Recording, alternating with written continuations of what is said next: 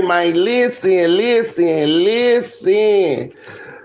It's a beautiful Sunday morning where I'm from. You know what I'm saying? Where I'm at.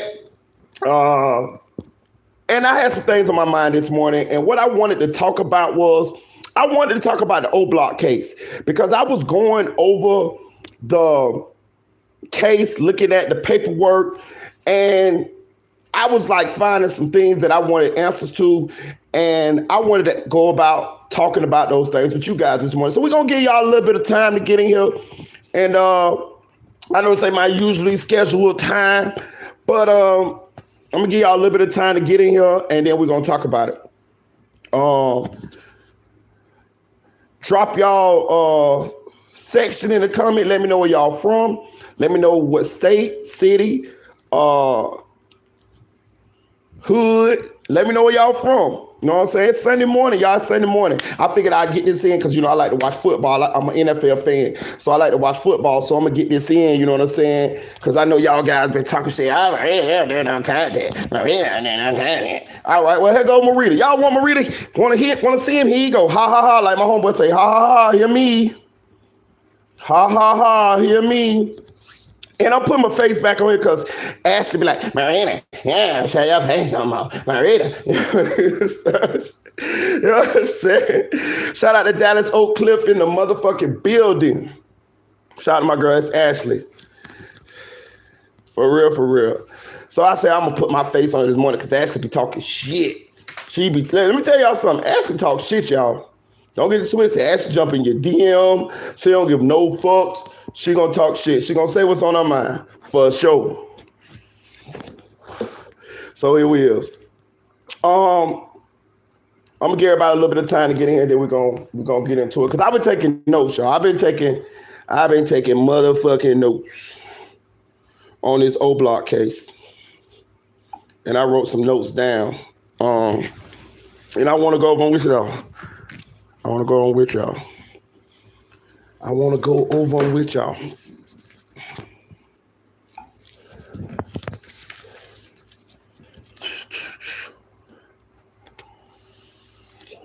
Shout out to 985J.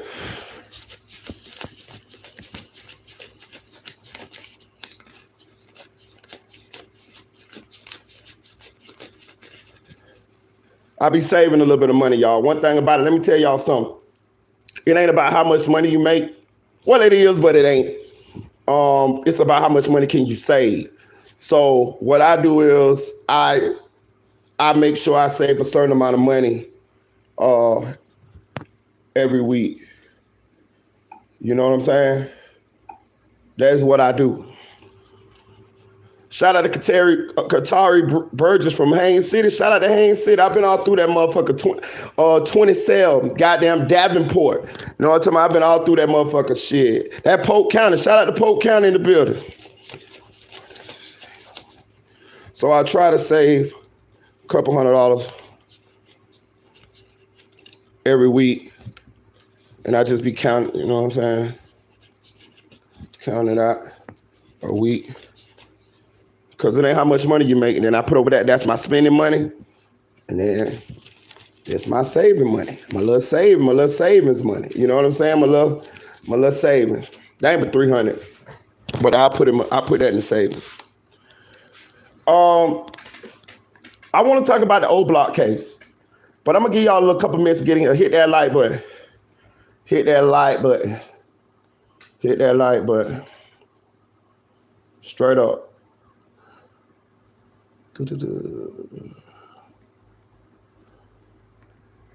Hit that like button. This how I used to do my lives before I knew how to work StreamYard. Straight up. I have my Mac in the back, and then I do it from my phone. What up, Tuto? My boy named Tuto. Thuto. Shout out Tuto. What up, the KL1K? What's good? I want a drink, y'all. I got me a little drink, but bitch, I might have to drink that bitch out the bottle. I might cut the screen off and sip this bitch. You know what I'm talking about? That bitch looking at me. That bitch sitting right there in the bottle. That bitch just saying, take me. I keep glancing at that motherfucker. For real. Hit that like button on the way in. Hit that like button on the way in. Hey, listen, how many of y'all subscribe to Mickey Truth and Music 101? How many of y'all been tuned in watching Triple Threat Friday? Because Triple Threat Friday be lit. We had goddamn Sadie Nash come on that last week. Week before that, we had Mama Duck pull up. A couple weeks prior to that, we had AK-47 pull up. We had Just Say No to Skull pull up. I'm telling y'all, boy, after a while, we going to be like Joe Budden them. I'm telling you. You know what I'm saying? For real now. I'm telling you, y'all don't... Listen, they talking that shit. They talking that shit, but they don't see the play. They don't see the play. They don't see the play. Do y'all be noticing when people come on out, I quickly turn into interview mode? Because I be wanting to ask the questions. Inquiring minds want to know. You know what I'm saying? They don't see the play. Yeah, I'm going to read a word 2 jobs now. After a while, that's going to be like 5 jobs. You know what I'm saying? I'm trying to work I'm trying to have as many jobs as I got there. Okay, I try to have as many multiple streams of income that I can. You feel me? Whoever said progress is a slow process wasn't talking about me. I'm telling y'all now. I'm happy right now in my life. And you should be too. You should be too. Because if God woke you up this morning, you blessed. For real. Because some people that didn't wake up this morning. So you got a purpose. Don't let nobody tell you nothing different. I don't give a damn what they're saying on Instagram. I don't give a damn what you see on Instagram and how these people supposed to be living. We already see when the shit hit the fan, they be having all kind of fucked up shit going on in their lives. For real. That money sometimes come with a price. You feel what I'm saying? Stay true to your morals, your character, your principles, have boundaries, all of that.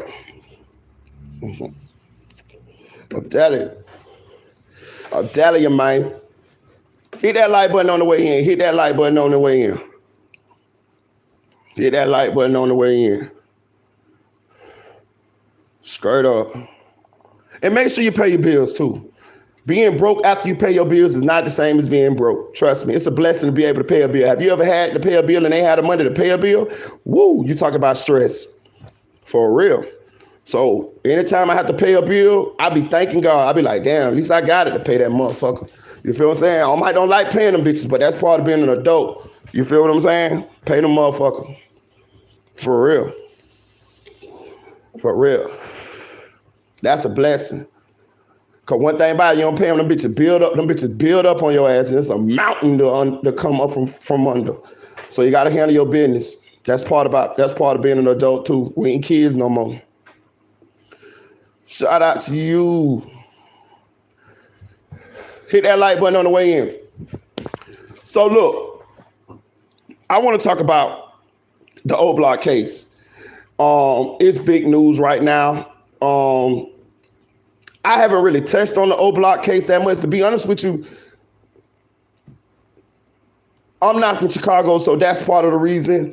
What's up, audio? Yo, I'm not from Chicago, so that's part of the reason. But also, I've been so immersed in the Melly case and I was exhausted from the Melly case. So for me, digging back into another case, digging through paperwork, it was just exhausting to me. But I finally got my, and I'm like, all right, let's do it. So we all know that the Oblock 6 have been indicted for the murder of slain Chicago rapper FBG Duck, right? So who they got? Muwalk, Lowe's,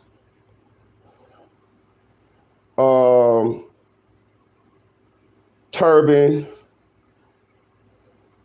It's 6 of the motherfuckers. I don't know the motherfucker name, but it's 6 of the motherfuckers. I got them wrote down here, and we'll go over it in a second. But it was said that on August 4th, Turban happened to walk into the same store as FBG Duck. He noticed FBG Duck, and then he called someone. He called someone to alert them that Duck was down here and they could come kill him. Now, it's been reported that he called D-Thang. And D-Thang is no longer with us. That's Lil Durk's brother. And we know that because Turbin's ex-girlfriend, D-Thang's ex-girlfriend told us that they received a phone call from Turbin, right? My question is this, though, when I was reading through the paperwork, my question was this. Did D-Thang's murder save him from being indicted in this case?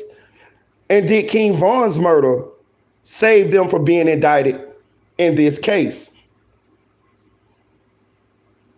Because in the paperwork, it's clear that Turbin called to get the Oblock members to come to the Gold Coast to kill FBG Duck.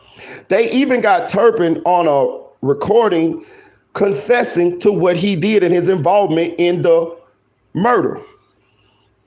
So my question is this, because the girlfriend, she kind of didn't say whether Turbin got in contact with D-Thang or not. We can only assume that part. But we do know he had to get in contact with somebody in order for them to get the word in Oblock to come to the Gold Coast to kill FBG Duck. So my question is this. Who gave the order for the Oblock guys to come down to the Gold Coast to kill Duck? That's what I want to know. Was it Vaughn? Was it D-Thang? Them are the only two people that I'm willing to throw out there right now because, they said that Vaughn paid $100,000 and he was giving out the money because in the chains and stuff because of the people that was involved in the situation.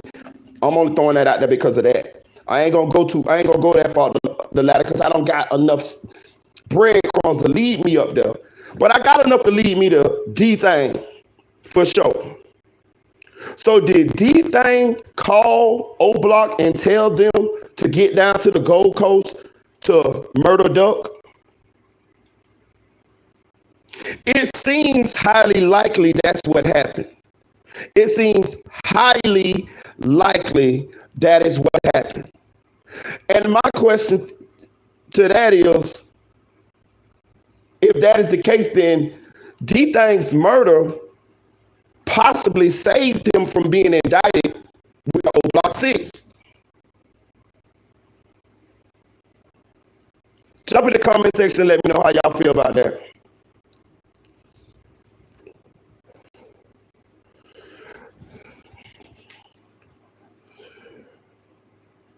Oh, for sure.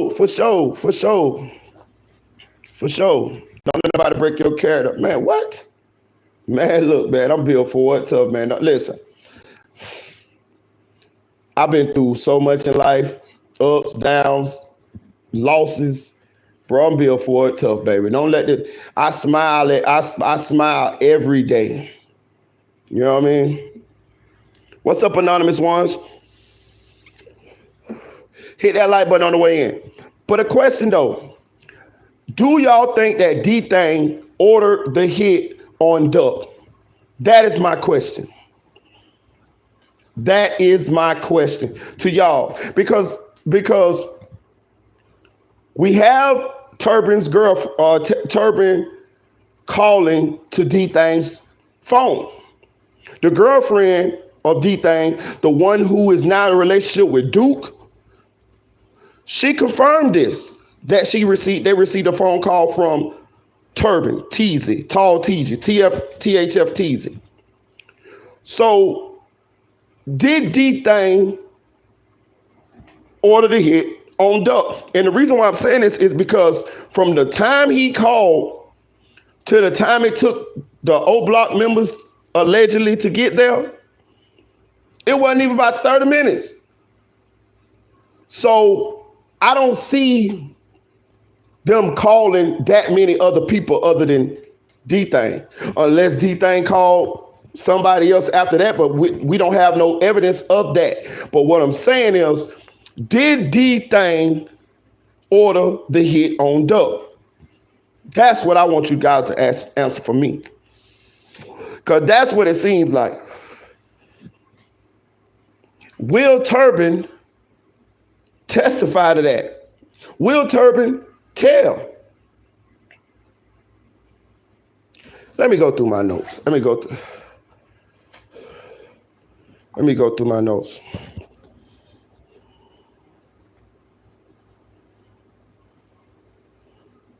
Also, what I also want to do is I want to go over some of the evidence that they have against these guys, because I'm going to be honest with you. Some of them cooked, in my opinion.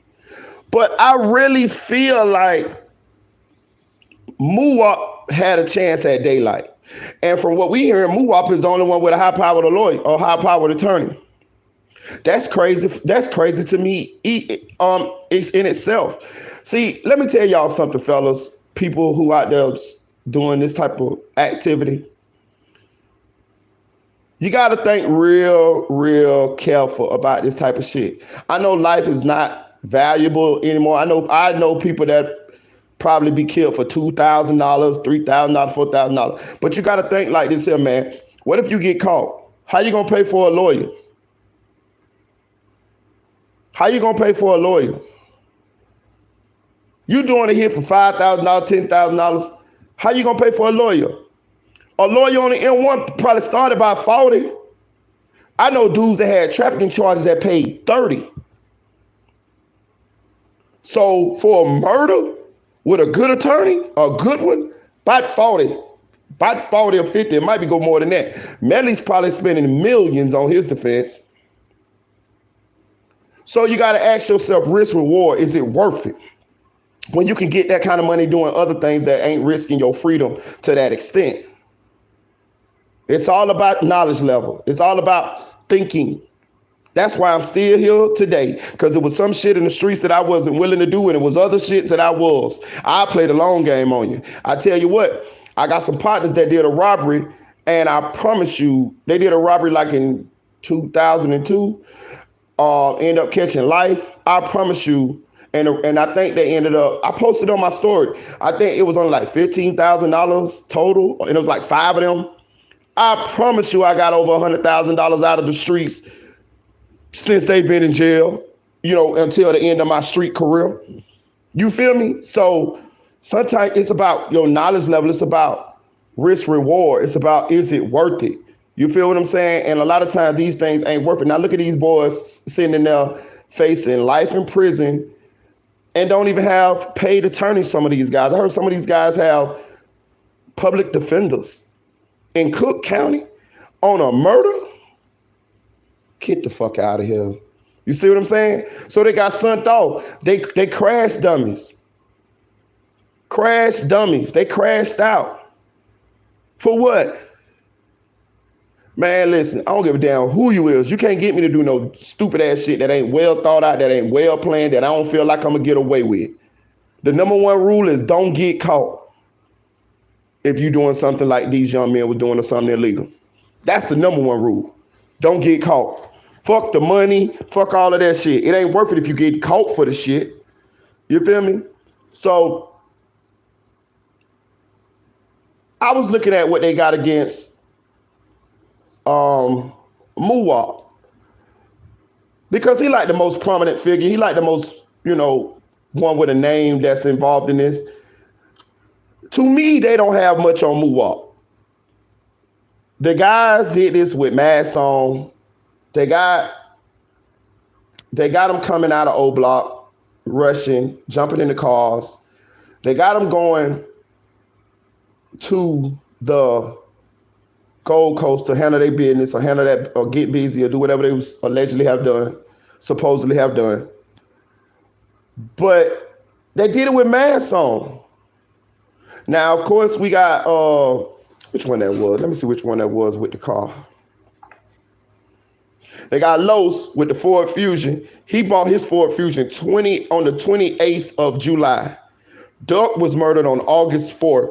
So no more than a week after he bought his car, he allegedly was involved in the murder of LPG Duck in the same car.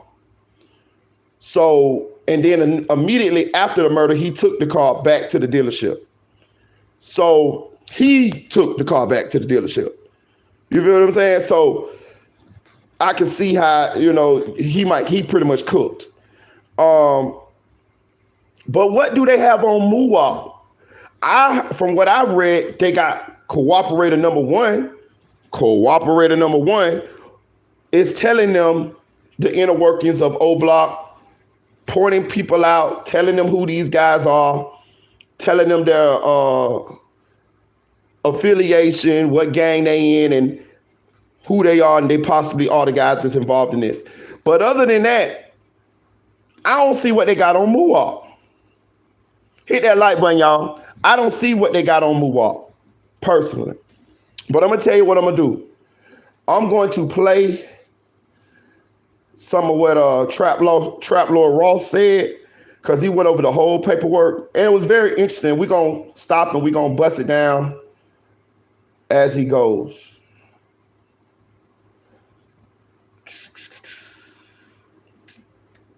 Only way to rise through the ranks of Oblock outside of having a lot of money from selling drugs or making music. Now that's really interesting, right? Because it sort of says that, well, it's not the only way, right? They're saying that the only ways that you can progress up the ranks, and there is a ranking system in the Oblock gang, is literally shooting at ops, making a lot of money from either selling drugs or making music. And that's the messed up thing about this indictment, is like what they've done is they've essentially created a scenario where it's like the music is actually part of the criminal enterprise. I'll be honest, I don't know, I might have some heat for saying this. It wouldn't surprise me if the state came and seized a bunch of money from King Von's family, man. Like, if his music was as part of a criminal racket, you know, he was profiting off of death. Let's be real. I know people want to hate on me and say, oh, you're profiting off violence, like you're profiting off of this black pain and all this stuff. And it's like, okay, fine. But also, like, realistically, like, let's be real. I'm a journalist covering an international phenomenon of gangster rap, right? I'm not Hip Hop Daily. I'm not just milking this black pain for a laugh to maximize the amount of money I'm earning. Like, I could earn a lot more money if I like automated my whole channel and dropped a video on this shit every single day that's 10 minutes long. Like, I actually see myself as like a journalist and an artist and essentially somebody that's like actually creating compelling pieces that help people understand like a social phenomenon that's going on all over the world. But at the same time, like, if you want to level that same criticism at King Von, like, this guy's actually killing people. He's actually making music that makes money off the back of murders, off the back of taunting dead people like Tuka, Man. Okay, so where I do agree with Trap Lord Ross in the part of King Von definitely was making money off of glorifying the deaths of people. He was a rapper. You know, he was a gangster rapper. He was a drill rapper. So this is definitely what they make money off of. They make money off talking about their lifestyle, the culture, the drill culture. What I think Trap Lord Ross is reaching at is he's saying that he wouldn't be surprised if the state came and seized some money from King Von's family if the money came from King Von's estate, being that King Von made money off of drill rap and talking about the deaths of people. I think you're reaching on that. I don't see that. But I'm gonna tell you what I do see coming down the pipe, and I'm gonna say this early. In order for this culture where we have young men killing young men and making rap songs about it to slow down, I think lawsuits are going to have to be levied against the record companies. And I think it's going to start happening. Hell, you already got one in the Melly case. 300 is being sued. I think once the record companies see that it's financially not feasible for them to sign and put out this type of artists and this type of music, or they may become liable if the said artist goes out and be convicted of harming other people, I think then it may turn the tide. But until then, I don't see it stopping because the record companies are banking. They banking off the music. They banking off the deaths of the rappers. They sitting back laughing. They win either way. So I think in order for them to slow this down, I think record companies need and should be sued if they can be found liable in civil suits uh, for actions that their artists have committed against the public. I think that's the key to stopping or slowing down the culture where we hear nothing but killing in the music. You know what I mean? Like that's all that's getting signed now in the hip hop genre, in the rap genre, is the drill rappers, whether they be from New York or Florida or Chicago or wherever, Cali, UK, wherever. But that's who getting signed. The backpack rappers ain't getting signed with a fuck. Drake, them type rappers, J. Cole's and them, they ain't getting signed. You know what I mean? Because the record company is seeing what's selling. And I think at some point, if they can start suing the record companies and finding them liable, then we'll see a change in the tide. That's what I think. Duck. All of this stuff, like, actually, as it says in the indictment, as part of a criminal enterprise, people that actually rise up the ranks by making money from music. And you know that if you've made $100,000 selling dope in Oblock, the feds are going to come and seize your assets. If you spend that on a Bentley, the feds are taking that away. Why should it be any different? You know, maybe the feds should come and take all the money off King Von's family. I don't know.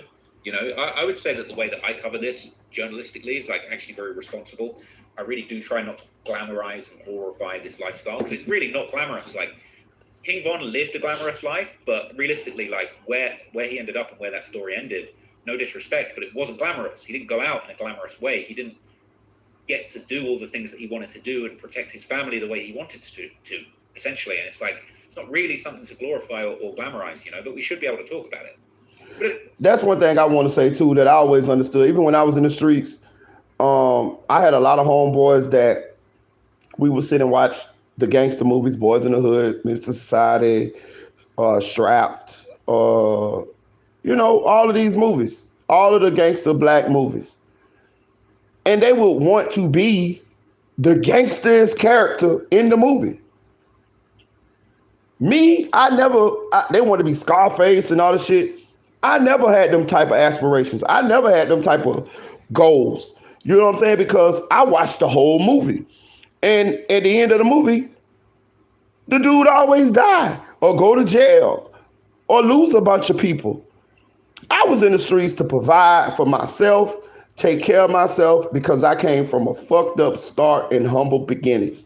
I wasn't in that motherfucker to be Tony Montana. No, hell no. Maybe that's what saved me. Maybe that's what saved me, because a lot of my homeboys right now, they sit in jail.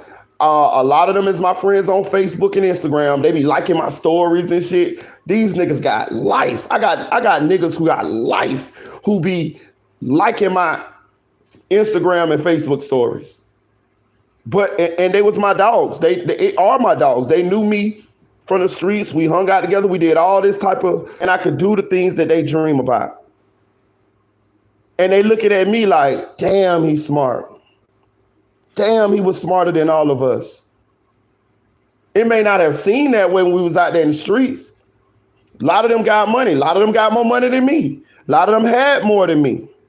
But I told you, in life, it's a marathon, not a sprint. Play the long game. It's about being here tomorrow for your kids, for your family, for yourself. You trying to experience this thing as fully as you can until the end comes. When you in jail, you lost. When you die early, you lost. You lost. And it ain't no rewind button. So a lot of times, that's why I say I'm a leader.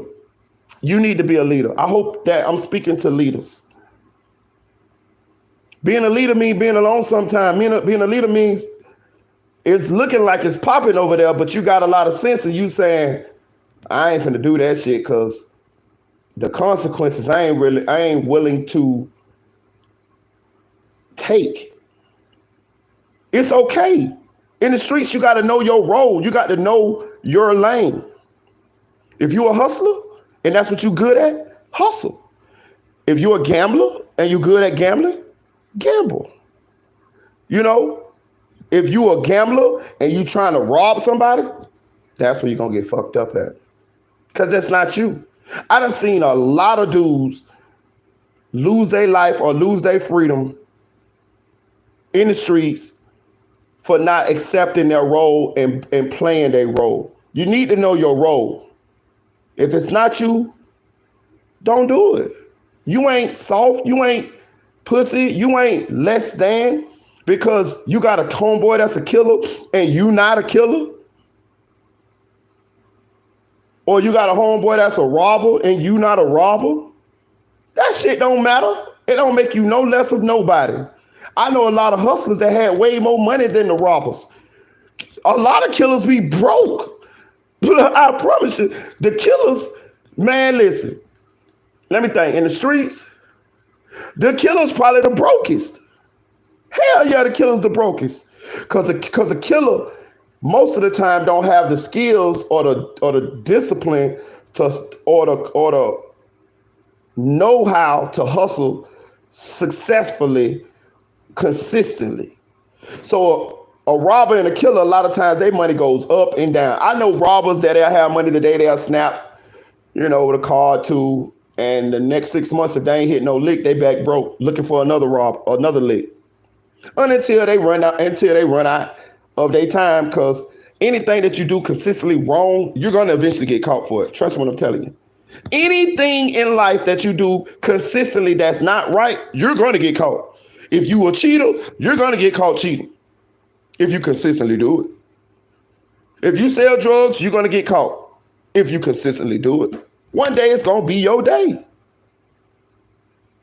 If you rob, you're gonna get caught robbing one day. It's too many variables involved. There's too many things out of your control involved in these situations. The little old lady stayed home today. You thought she wasn't home. She stayed home. She saw y'all running in the bank across the street. She called the police. When you came out the bank, the police was waiting on you. You end up selling drugs. You get up every day and you sell drugs from 6 a.m. to 6 p.m. and somebody knew your schedule now, so they started watching you, and the police sent a decoy or undercover to you, and you served him, and now you got a selling delivery and you're going to jail. It's gonna be your day. I'm telling you, there's no way around it. There's no way around it. Some people get lucky, but very few. Very few. When I mean very few, you might as well think that you're going to be one of the ones that ain't gonna get lucky. The only way is to not do that shit. I'm just telling you. The only way not to go and get held accountable for the wrong shit that you doing is to stop doing the shit.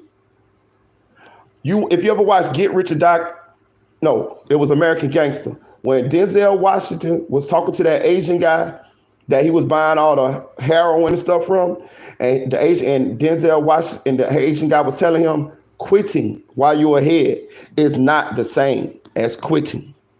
It is not. It is not. But let's keep going, see what Trotlow Ross got going on. This is interesting as well. Killers have more respect within Oblock than people who just shoot. And killing a high-profile opposition member, often referred to as a op, will increase status within Oblock even more. Now that's really interesting. It's like, look, Von was basically seen as the chosen one, as the GOAT from this group. Oh, my drink's gone. Gone. New drink. Von was seen as the GOAT of this group, and he was allegedly killing all kinds of people, right? So anyway, they talk about the murder of O.D. Perry and K.I., a lot of famous stuff. This is interesting. I didn't know too much about this. Obviously, Cooperator 3 testifies that he's... And you also got to have your own mind. If you listen to this, screw me on my nose. He's saying that killers have a higher status in Oblock other than shooters, right?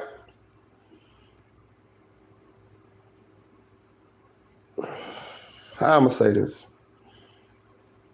That's all manipulation, y'all. That's all manipulation. Look at these guys right now. These guys in jail fight for their life and they fighting with a public defender. What a crew at now? What a gang at now? I know y'all done heard the stories. What a gang at? They say that they was collecting money, they was paying dues for situations like this. Where that money at? I got caught. I got caught. I went on a lick to do this to this person. I got caught. Where's my money from my lawyer? You see? You see? Do you see?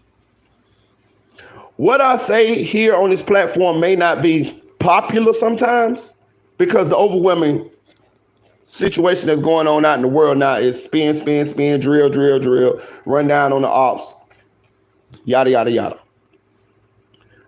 But I'm telling you the truth. I'm telling you the truth from somebody who's been out there. You ain't listen to nobody who ain't been out there. I've been out there. You know what I'm saying? I never killed nobody. I never killed nobody. I'm just saying that right now. I never killed nobody. But I done got busy. You know what I mean? I done got busy. Thank God I never did that to anybody. You know what I'm saying? Because I'm glad that never happened. I'm glad that never happened.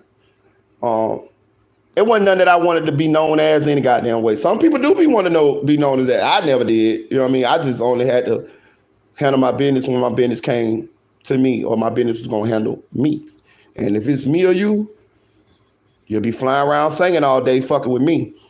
And I won't have no remorse about it. I'll go and eat a steak right after I stepped over your dead corpse. If it's me or you, I'm just telling you. Or somebody I love, you fuck with somebody I love or something like that. So, but anyway, that's manipulation.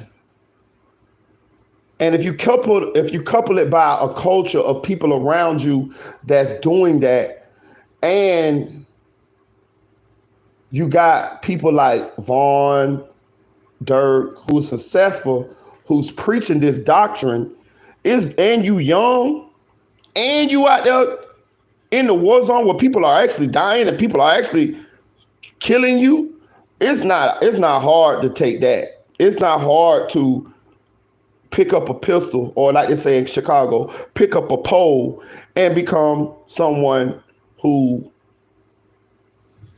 like they say, change people, unalive people, do drills. That's not a far step. When you think about what's going on and what them young men be facing. Peer pressure, motherfucker. And a couple by y'all living in a war zone, and you see your friends getting killed and you don't want to die, and you gotta try to live and protect yourself. That's not a hard sell to a young man whose brain and mind is still developing, and who's not mature. But I still want to let you know that's manipulation. That's manipulation.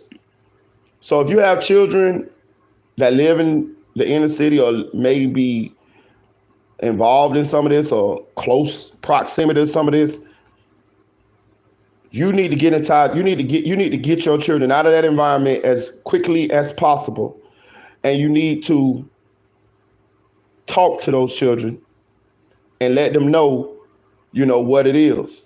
You know what I'm saying? For real. Because they don't know. They don't know. They think they know, but they don't know.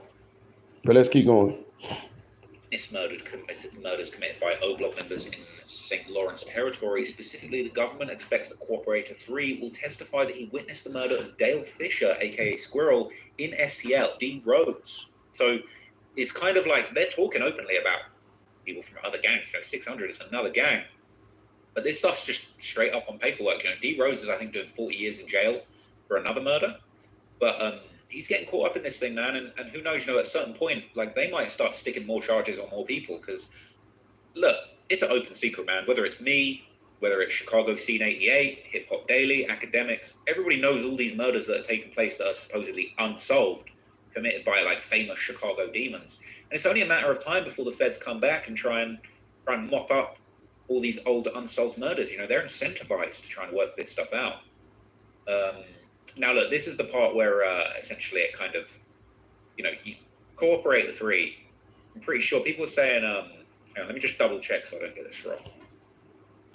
Yeah, I want to know who Cooperator 3 is. We pretty much done nailed down Cooperator number 1, and Cooperator number 2 is Butter and Trench's News, Snitch's News.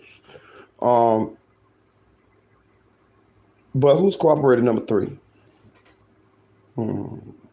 I know some people know. I think I've heard who Cooperator 3 is, but I can't really recollect, and I don't want to get it wrong. So let's see. If y'all know who Cooperator number 3 is, get in the chat. Let me know who Cooperator number 3 is.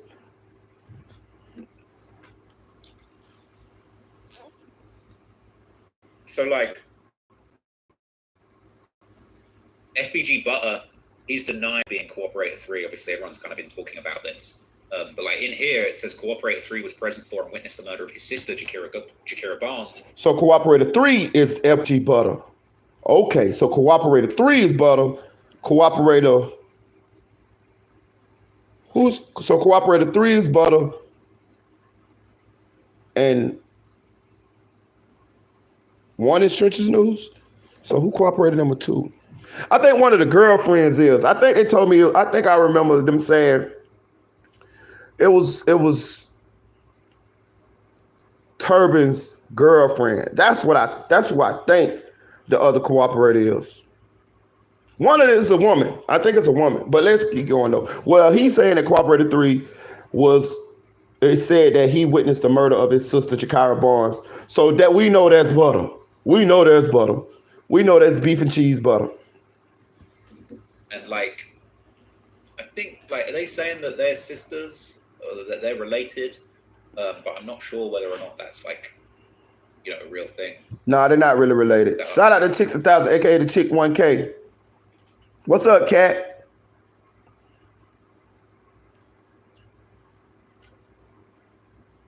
But here we go. Like, Butter is explaining that KI is his sister, but not his blood sister. So, like, maybe, like, that's not actually a real thing. Like, maybe that's not it. But I don't know. I don't know KI's family tree. I've not had time to break that down. But they're essentially saying that, you know, they saw Von do the murder. You know, you got another person. Witness 1 also testifies at trial. He observed this murder and later saw Von come back to the neighborhood after the murder and state in a threatening manner that Bennett was from Oblock. That doesn't really make sense, stating that he was from Oblock. But anyway, you know, there's a lot of stuff. So this is interesting. We got here the cooperators will actually testify that Oblock is clicked up, so sort of affiliated with other Black Disciple factions. Obviously, we're talking about 600 with the whole D-Rose, but here's where things get a little bit dicey for our boy Lil Durk and his good buddy THF Bezu, right? Cooperator 2 will testify that Oblock later became clicked up with Lamron based on 64th Street and Normal Boulevard in the early 2010s, and THF, which stands for Trigger Happy Family, aka THF 46 and 44. If a gang faction is clicked up with another gang faction, they work together and inherit and adopt each other's conflicts. Now, you know what I'm saying? Lil Durk is the legend of Lamron, essentially. Like, he is Mr. Lamron. And all of this stuff's connected. All of these little details are just showing that, like, realistically, even if you think, like, oh, they can't use their music against you, all this stuff, like, the state knows what's going on. They know what's going on better than me, better than any of these channels. They're deep into this, okay?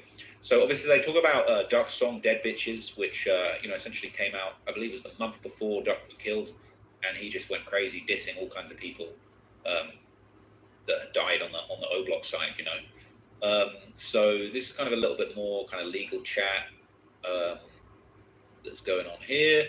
So I'm just trying to look for anything that's like new information. We're not really too fussed about like precedent and other cases that are going to influence this case, or at least I don't think that's what you're interested in. So about the Crawford clause. So obviously they're saying that like the people that did the murder, like as far as a motive, you know, it's pretty straightforward, right? It's easy to just say, well, they hated 63rd and Duck, they'd been trying to kill Duck. But it's like actually now that we've actually established that members of Oblock rise up the ranks through killing and shooting ops. It says that, you know, all of these individuals, they conspired with each other to murder FBG Duck, specifically to maintain and increase their position in Oblock. And let's be real, it was only after Duck got killed that a lot of these guys started to get a light shone on them through rap. I'm not trying to be disrespectful, but like no one was really talking about Muwop until he, allegedly played a role in killing Duck, and then started rapping about it. All of these guys were jumping on songs talking about we're ducking no bodies. You know what I'm saying? And it's just like, bro. I agree. The only thing I knew about Muwop before King Von's death was Muwop gonna grab his Glock and he gonna shoot for real and all that type of shit. And Von name dropping Muwop, but he was a relatively unknown guy until Von shouted him out, and until after Von's death, that's when he kind of like got a little bit of notoriety for his music. And we started, for some reason, it's like the eyes started like Muwop, Muwop, Muwop. You know what I mean? Like he became more visible with his music. It just seemed like he was the guy from the interactions of the people around him. So, but I agree with Traplo Ross. I wouldn't even study Muwop until Von name dropped him, until after Von's death and after Duck's death. It's quite obvious that you are. It's like, if you wanted to put this in like modern social media language, it says here like they conspired with each other to murder Weekly for the purpose of maintaining and increasing their position in Oblock. You could just say they conspired to murder Weekly for clout. Like we could remove all of this text here and just put clout, because essentially like that's what it was all about. They did it. They weren't really doing it for money. Yeah, King Von came and broke 100,000 down for the block. And like, yeah, I'm sure money was a motivating factor, but like this was all about clout. It was all about reputation and being seen as like a real hitter in Oblock. You see the manipulation? It's to the point of, well, they destroyed themselves. You did this allegedly to this man, but when the shit hit the fan, you destroyed yourself as well. That ain't how you supposed to, the name of the game I keep trying to tell you is don't get caught. And this generation don't give a fuck about getting caught, which is dumb. I tell you what, before you go do something to that man, why don't you just kill yourself? Because, essentially that's what you're doing. And then they get in jail and they cry, and they get in jail and they do all this other shit and complain and all of this. But that's where you wanted to go, by the way you did what you did. Y'all did this shit in your own cause. You know what I'm saying? Like, it's so much. And to me, I don't understand what took them a year in order to put him in jail. When you look at the evidence that they had against them, some of them, not all of them, but some of them, they nigga did it in their own car. They got license plates readers all over Chicago. They got these boys every step of the way, tracking them to do this, the hit, and away from the hit. Like, and you do it in your own car. If I gotta do a hit in my own car, it won't get done. What sense that make? What sense that make? If you young and you listen to this, I'm saying this because a lot of young people nowadays emulate these guys and these actions. But when you really pay attention to it, if you watch this shit dumb as hell. In your own car? I think one of them left his ID or something. Like, come on, man,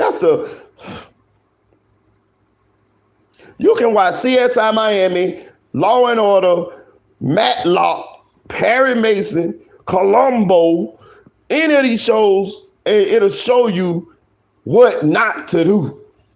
They did all the shit that you ain't supposed to do. Some of them. Like, if I'm sitting in the car on the way to the drill, and the car that we doing the drill in is owned by the guy that's driving the car, man, I'm pulling the tray like on Boys Hood. Man, let me out this shit, because y'all going to jail. Y'all going to jail. Let me out this motherfucker. Y'all gonna get caught. No, I ain't going. Hell no. For what? To go to jail? For life? I want to kill this nigga so bad that I will go to jail for life to kill him. No. Hell no. Shout out Jern. I don't want to kill a nigga and get caught for doing it. That's crazy. It's almost like self-hate. Y'all are somebody's babies. Y'all somebody that somebody loved, somebody nurtured, helped when they were nursed back to health when you were sick, taught you how to ride your first bike, took you to your first day of school, dressed you up nice. I'm talking about as your kid, all the way up, and you gonna throw your life away like that? You got mothers, fathers, sisters, brothers, children that's gonna be crying because you're not there. And you just threw it away? The most precious thing in this world is time. Because you don't know how much you have, and you don't know how much you have left. You are going to throw away your time, your free time on this earth that you can have with your family, with your loved ones, or whoever, having laughs and making memories. You're gonna throw that away because you hate that guy? That's crazy. I'm not saying it ain't no situations where you got to do what you got to do. I'm not saying that, because it is. It's a jungle out here. What I'm saying is, don't do it stupidly if you're going to do it. That's what I'm saying. These guys is crazy. Which is, it's messed up, you know. So there's a lot more like specific information and like pictures here, which I think is actually quite interesting. Obviously, they're talking about, you know, the defendants scrambling from Oblock to make their way once they had the information on him. So it's like Muwop literally ran across the parking lot to where Los's black Ford Fusion was, ran up the flight of stairs. Who that was? Ran past people in the stairwell. Hold on. Uh-oh. All running back. So I was saying, what do they got on Muwop? So this is Traveler Ross. He's actually reading the actual paperwork. And he says specifically at approximately 4:02 p.m., Smart, which is Muwop, ran across a parking lot away from where Oblock's black Ford Fusion was parked and ran up a flight of stairs. Smart ran past a group of three people, or a group of three people by the stairwell, which included Robertson. Robertson then turned and ran up the stairwell after Smart. After a few minutes, Smart ran down the stairwell wearing different clothes, dressed in all black. Thomas ran down next, dressed in all black, including a black striped Adidas jacket and putting a black baseball cap onto his head, followed by Robertson, who was wearing the same clothes he was wearing when he went up the stairs. Liggins came down last, also dressed in dark clothing and a baseball cap, turned to the back. Smart entered into Alford's Ford Fusion, while Liggins, Thomas, and Robertson entered into Robertson's gray Chrysler 300. The cars departed the parking lot in Parkway Gardens at approximately 4:06 p.m. So it took them 4 minutes to get the call, to run up the stairs, to put on those clothes, to run down and get in the cars. Now I got a question. I'm gonna say this like this, right? So now I have my answer to the questions, some of the questions that I had. They got Muwop standing out in Parkway Gardens, receiving whatever intel that he received, running up the stairs in one set of clothes, running back down the stairs in another set of clothes. He ran past three people. Let's see who the three people was. I'm going to say it again. He ran past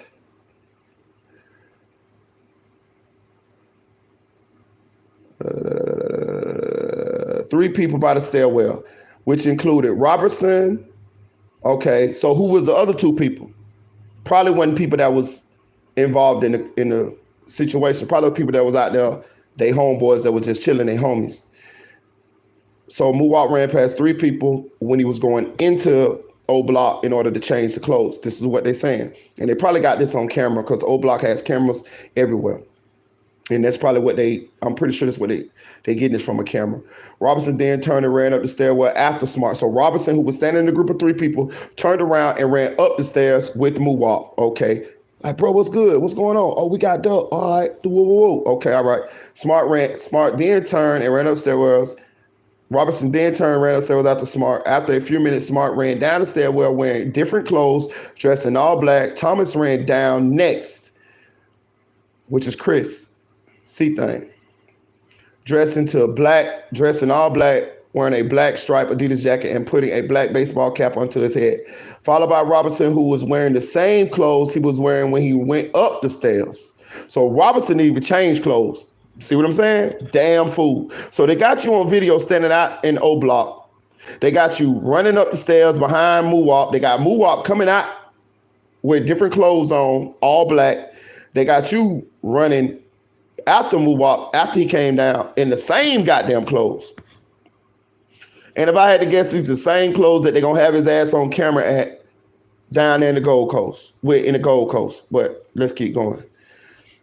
Who was wearing the same clothes he was wearing when he went upstairs? Liggins came down last, also dressed in dark clothing and a baseball cap turned to the back. Smart entered into Alford's Ford Fusion. So they got Muwop getting into the Ford Fusion that had just been bought a week prior by Los.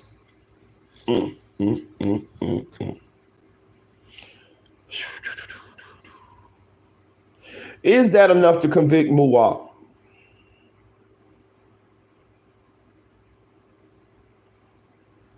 Yeah. When you're looking at the totality of everything that happened, and that's just my opinion, I ain't no lawyer, nothing. But is that enough to convict Muwop? Yeah, because that's why I be trying to say, people be saying it's reasonable doubt, and that's bullshit.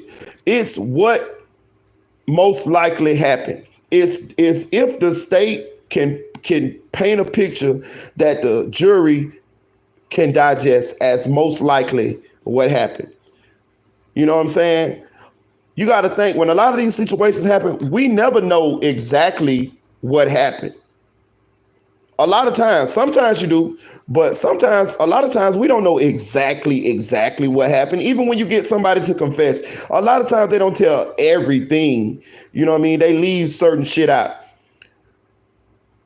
We don't know exactly what happened, but I'm gonna say this. They got him getting into the Ford Fusion. They got the Ford Fusion on license plates, readers, and cameras going to the spot that killed Duck. They got them getting out of the cars in the same clothes that they're going to see them on in the videos from Oblock. You feel me? Now, at this point, I guess Muwop might have had a mask on, because I heard they did it with mask on.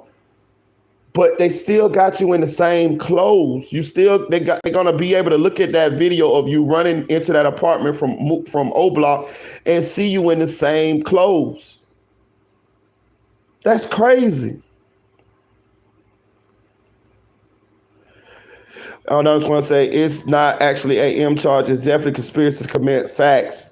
So I think it's enough to convict him when you look at the totality of the whole situation. Is it circumstantial? Yeah, because who's to say he didn't get out the car at some place after they left Oblock? But it's most likely that he didn't, because the person that got out that car and went to shooting that Duck had on the same shit that Muwop had on when he ran up them stairs and came down them stairs. So I think a jury would say, yeah. If you look at the fact that the Ford Fusion was used, you look at the fact that Los took the Ford Fusion back immediately after the murders, that the Ford Fusion was registered to Los, that Los did go get into the Ford Fusion and drive off. And they got the time that it took for them to leave Oblock in order to get to the Gold Coast and to do the hit. They're gonna probably say there's not enough time for them to stop and, you know, for Muwap to get out and somebody to get in and all this type of shit. But I'm saying, if Muwap want to say, man, yeah, that was me getting in the car, but which he probably not gonna do. But if he was saying, yeah, that was me getting in the car, but I got out the car 2 blocks down the road. They dropped me off at my girlfriend's house. Can they prove that? Can they prove that he didn't get out of the car? Not if that person, not beyond a reasonable doubt, not if that person that got out that car and shot at Duck had a mask on. You see what I'm saying? But will they probably convict him of that? Because with that amount of evidence, that circumstantial evidence that we saw you get into the car, we saw you run down the stairs in this outfit, and we saw the person that got out that car in the Gold Coast that shot Duck had on the same outfit with you had on, except he had on a mask. Yeah, they'll convict him of that. Yeah, they'll convict him of that. Is it reasonable doubt there? Yeah, because the person that shot Doug had a mask on. We can't 100% say that was Muwap. But we can say we saw Muwap get in that car with the same clothes on, leaving Oblock that the person that jumped out and shot Duck had on. You see what I'm saying? Shout out to Nell Boynes. Hey, Mr. Nell. So, yeah. Yeah. But my thing is this. Who told the Oblock 5 to go do it? You got Turban saying, or you got Turban, you got D-Thang's girlfriend says they received a phone call from Teasy, Turban. You got Turban confessing to what he did on audio. As far as like telling, hey, Duck down here, hey, whoa. Who called the Oblock guys and mobilized them to get down to the Gold Coast? It had to be somebody credible.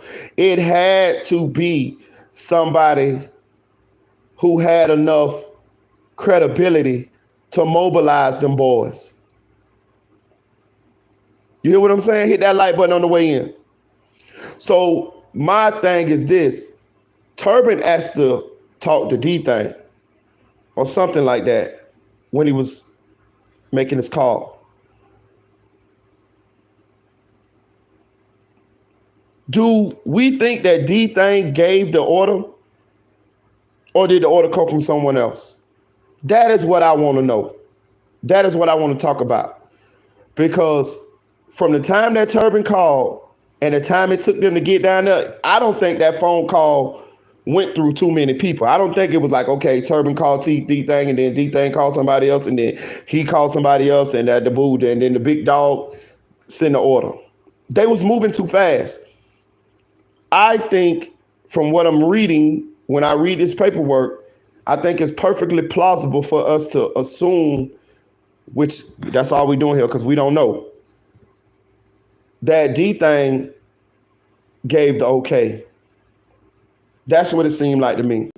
It seemed like D-Thang called them boys and mobilized them, and they immediately went into action.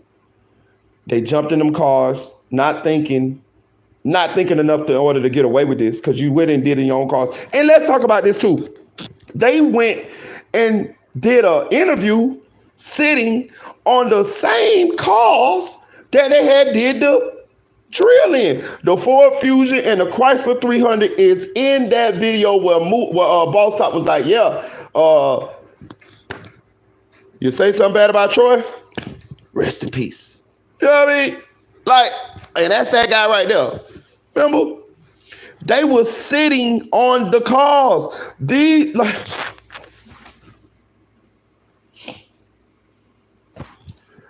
I have no words for how dumb that is. Like, bro, let me tell you something. This shit's sad, dog. Nowadays, you can get killed by a dumbass killer. You feel me? Like a killer that's gonna go get caught hours after you dead. What is the point? You could have left me alive then. If you finna go and get caught 2 hours after you do something to me, you might as well would have left me alive. You might as well would have put a bullet to a gun to your own head, killed your own self. I don't understand. That don't make no sense to me. Damn, I gotta sneeze. But that don't make no sense to me. But this is what they doing. This is what they doing.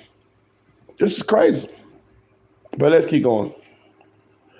Tanel said that was the dumbest move in history. For real. I'm telling you it was. Now I got a question. Since we talk about that. How do we feel about that? Like, how do we feel about them? Like,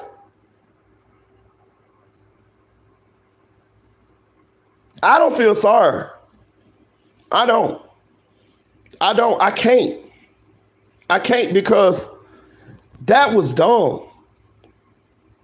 That was dumb. Like, okay, I'm gonna say this. I'm gonna even take into account that y'all in a beef, right? I'm gonna even take that into account. Okay, y'all, they killed some people y'all love, and y'all killed some people they love. Y'all in a beef. I get that part. I'm gonna accept that. But I ain't finna go kill you to go to jail for killing you. If this is what we doing, you trust and believe that I'm trying not to get caught, and I'm gonna think this out. If my chance at killing you gonna cost me my freedom, then we gonna have to redo this on another time. You feel me? If this ain't right for me to get away with, we gonna have to redo this. Like, it's crazy, but let's keep going. Like, these guys literally were in a rush, running around, not really thinking about things. And this just goes to show you, man, like, you know, unfortunately, like, these guys threw their lives away. Again, we'll see how the trial works out, right? But let's be real, like, it's not looking good. There's a lot of evidence. And really, like, they just got the drop on Duck and were just in such a rush. They weren't really thinking about evidence, the trail that they were leaving behind. They were just straight up, like, we're just going to run out there and do it and not think about it. And unfortunately, doing that left a huge trail. So they all got into these cars and they were seen leaving Parkway Gardens at 4:06 p.m. They got Chicago police license plate reader, police observation devices capturing the car traveling all over the place. And they got photographs. Like, they literally have... Oh, hold on, y'all. Oh, yeah, they cooked. Bro, they got the license plate readers. I told y'all I hadn't been looking at this case like that. So we going through it because it's going on right now. They got the license plate readers. They got the car at 4:11 p.m. So they left Oblock at 4:06 p.m. Got the call or whatever at 4:02. Took them 4 minutes to mobilize. They got them at 4:13 with a license plate reader. Let's see what the other one is. To the cars, traveling to the map. 4:11. Okay. They got the guy giving them the drop. To me, it seems impossible to beat this case. There's no way. It's a federal case. Impossible. There's no way that they're going to beat this case. Hey, listen, this could be... I could eat my words. Maybe they'll find a way. Maybe they'll finesse it like Tay Savage. But, like, I can't see them beating this at all. You know, real license plates on the cars, wearing their normal clothes, just running downtown to go and get this job done. Normal clothes. So, like, this is talking about text messages that went back and forth. And so this was interesting. So Robinson texted Cooperation 4 to take the gun to Parkway Gardens because they were on their way to Duck right now, literally on the way. And look, here we go. Look, man, I haven't seen this. They've actually got the text, right? Saying, "Don't worry, bitch. When I call you, better come like a bat out of hell." He's like, "Bitch, I'm finna put the pipe up." Then wait, I got shit to do. He said, "Take the gun to the... Oh, we're on Duck right now." What? Bro, they got the text message. Look, they not only got the text message, they got the phone. They got the phone with the text messages on the fucking screen. Hold on, I gotta see who the fuck. That's Kenny Mac. Bro, they got Kenny Mac phone and say, "Don't worry, bitch. when I call you, better come like a bat out of hell. The response said, you know this. Then Kenny Mac takes back. Then whoever can text back say, I'm finna put the pipe up. The text message after that say, nah, wait, bitch. Then the next text message say, I got shit to do, bitch. And then he say, take it to the O, we on duck right now. And then he say, check Spot News. Boy, these niggas cook. I'm gonna tell you like my grandma used to say, y'all almost got a girlfriend up in there. Look, y'all almost got a girlfriend up in there. Cause look, man, what?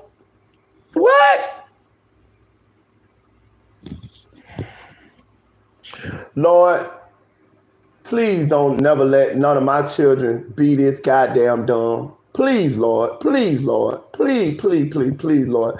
Please don't let none of my children be this goddamn dumb to do something this goddamn stupid and stupidly to where they take themselves out of our lives forever. Amen. God damn. And then this is a picture. I assume this is a photograph of Duck's body laying in the street, which I can't see the whole thing, but bro, you can't be doing this, man. We on Duck right now. That's it. Like, your fate is sealed. How are you going to beat this case? You got that, and you're sending pictures of the body clothing. It is crazy. They sent pictures of the body on the ground. So in the same text message thread.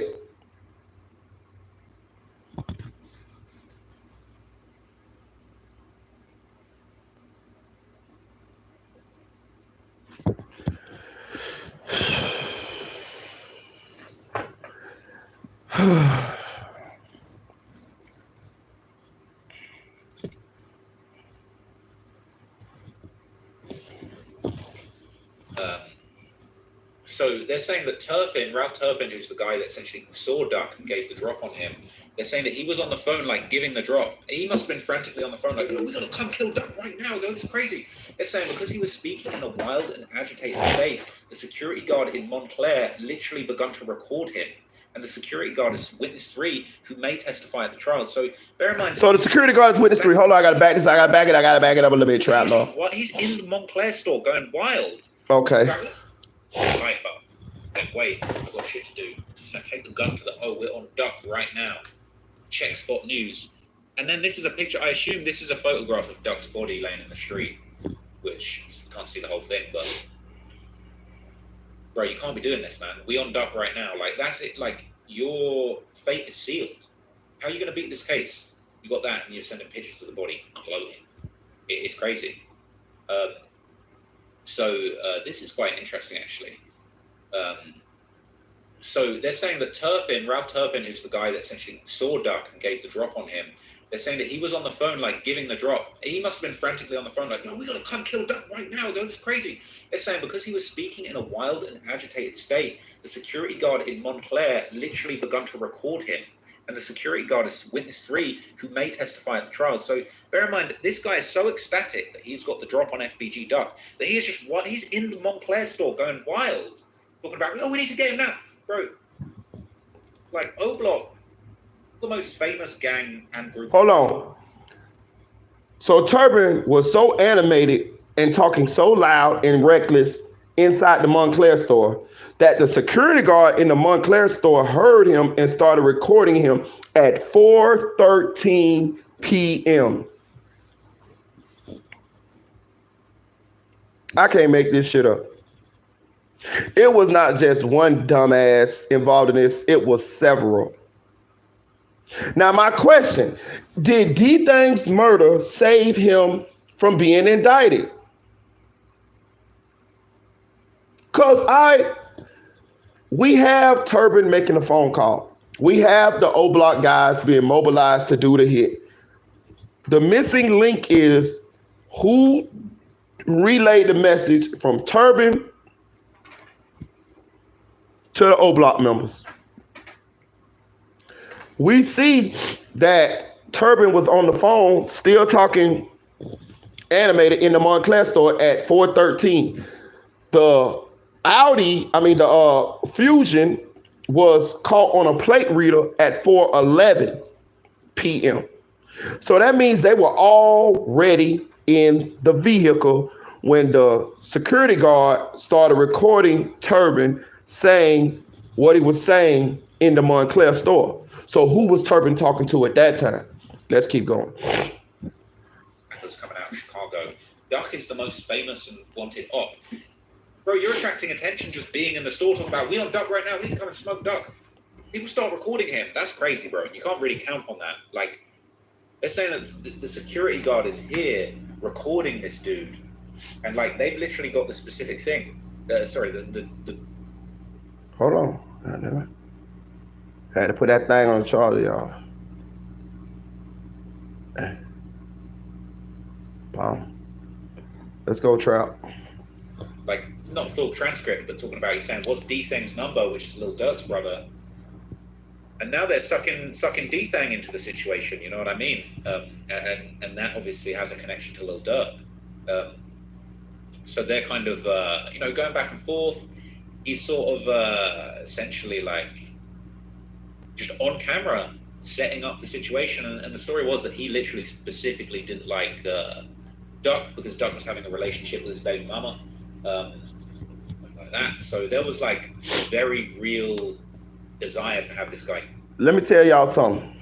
That's one of the main things that'll get you killed in the world. Messing with somebody's woman or ex or somebody that a man love or whatever. That's one of the number one things that'll get you killed in the world since the beginning of time. Me myself, I have never got into it with a guy over a woman. I'm more the type to just let her go. Once that shit pop off, I'm out of there. I ain't finna be risking my life going to war with a dude that you like, that he ain't take nothing from you, that you willingly gave him your love, your box, your cookies. So I'm not finna be going at it with a guy about you. I'm not finna be risking my life about you, because evidently you did what you wanted to do. So I'm out of there. He can have you. You know what I'm saying? You made your choice. It take more maturity and self-control to walk away than it do to act out of this type of emotion. Look at where it got Teasy, Turpin. He's now involved in the LBG Duck murder. He involved himself. He set it in motion. LBG Duck probably still be alive right now had he not made that phone call. Because you was jealous that this man done piped down your baby mama. Man, fuck her and fuck him. Fuck them all. Man, fuck her. For real. If she chose to do that, man, damn her. You got to love yourself. It is not a knock on you because a nigga hit your chick or your ex-chick. That shit happen every day. It don't make you no lesser man unless you feel like that in your mind. I done seen dudes with money get their chicks knocked by dudes who ain't got money. Who the fuck?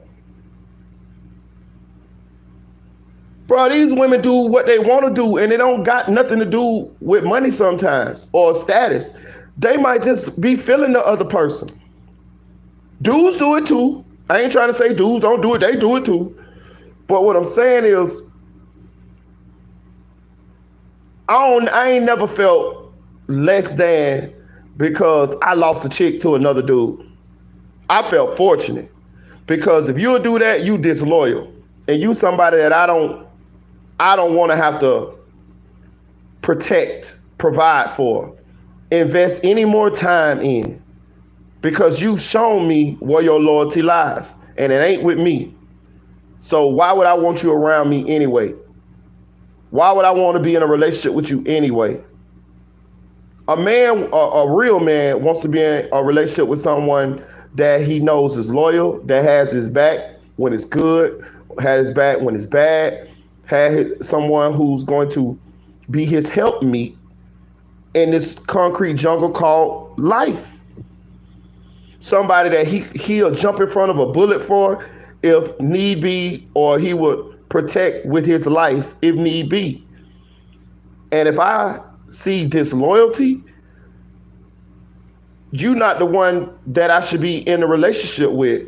So, hey, that's over for me, because I come with so much love. I come with so much that I'm willing to do or give for that person who's loyal, not for somebody that ain't.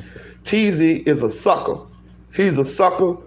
Every adjective that you could come up with to describe somebody like him, you crashed out. You a damn fool. You is a damn fool. Shout out Renata McCoggle. You are a damn fool. You called these people to kill Duck because you was mad that he had done piped down your baby mama that you not with, that now that you're never going to get a chance to be with again in life. She probably got another boyfriend getting piped down right now, and you finna do life. What a fucking idiot. Let's keep going. Well, I mean, it's crazy really when you think about it. It's like this guy was jealous of Duck. Duck was allegedly touching his baby mama. So as soon as he sees Duck, he's on the phone like, yo, I don't like this guy. This guy's messing with my girl. Come and kill him now. And they did. Like, I can't even imagine what kind of mindset you would have. People have pissed me off before in my life. I couldn't imagine like seeing someone out that I didn't like and calling them squad and you like come and kill them, and then literally witnessing them kill him and being like, yeah, I did that. Because really, none of this would have happened without this guy, man. And just because Duck get killed don't mean that woman gonna want you. It's gonna be another dude after him. You expect this woman to go the rest of her life without having any relationship with a man? So you're gonna kill all her boyfriends.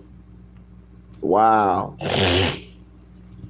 And you know, allegedly it's him being salty about this past relationship. So I gotta blow my nose. So Turpin's literally on there calling all different kinds of people on the phone, following him along. There's just a lot of stuff. Okay, so here we actually even see him, Turpin, on the phone outside the store, watching FBG Duck dying in the street, which is wild. He stood across the street on the phone for several minutes until he was murdered, and then walking over to get a better look at Duck's body after he had been gunned down. I mean, I honestly can't even put myself in those shoes. Like, to see someone you didn't like make the call, watch a hit squad come all the way from the south side to shoot him dead in front of you, and then you're just chilling on the block making different phone calls, just incriminating yourself, being recorded by the security guard in Montclair without even realizing it. My guy's cooked too. I mean, this wouldn't have happened without his involvement. There's no two ways about it. Bro, let me tell you something. That's hate right there. The hit squad actually turned up at 426. 426. People jumped out. They started aggressively walking up on Duck and shooting. Hold on. So I want to say this. That's hate right there, y'all. And that lets you know the type of hate that people have in this world, bro. And that's why you got to be very, very cautious. You know what I'm saying? Of the way you move, the people that you have around you.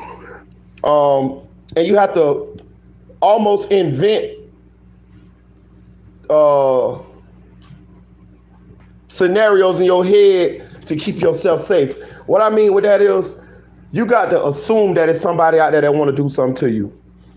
You got to assume that it's people that don't want to see you amongst the living. I do. I don't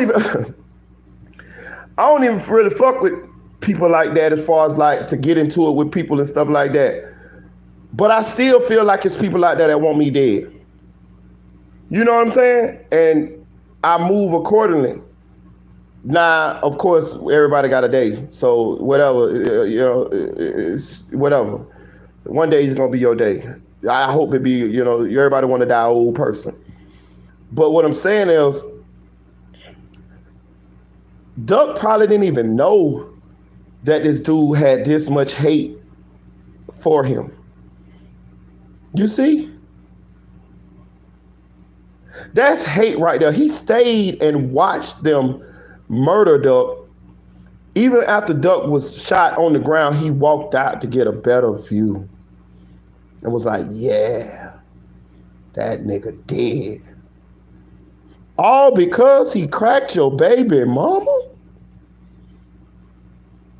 He didn't take it from him. She gave it to him. She like him. She like him enough to give him some box. So you want him dead, but you like how that work out. So being that him dead, that means that you think that she gonna love you more. When they do that, I mean, I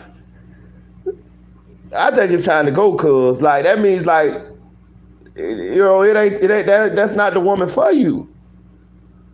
And that happens every day. To the point where it's understandable. Just move on. Just move on. You ain't got to risk your life, your freedom, or kill nobody else because your woman was interested in them. But I want y'all to understand it's people out there that's like that. Oh, okay, nobody ever talked to her. I'll kill you. I'll kill every boyfriend she ever had. Even if you and that woman don't even go together. I'll kill every boyfriend that you and her, that she ever have because she's mine. Bro, you was a psycho. You psycho, you deranged, you was insane. And we see, well, your actions have led you. I don't feel sorry for him, but for fuck. You soft, suck ass nigga. You finna be in there with a bunch of menses for the rest of your life where you can't even get no woman.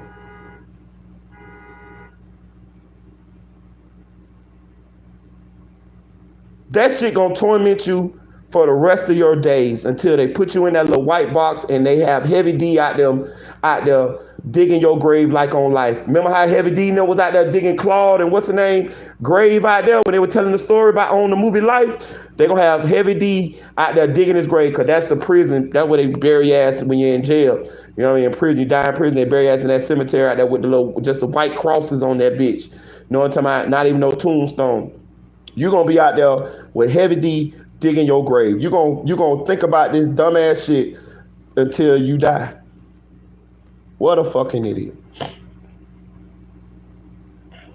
The woman that was with Duck actually shot back, which is interesting. So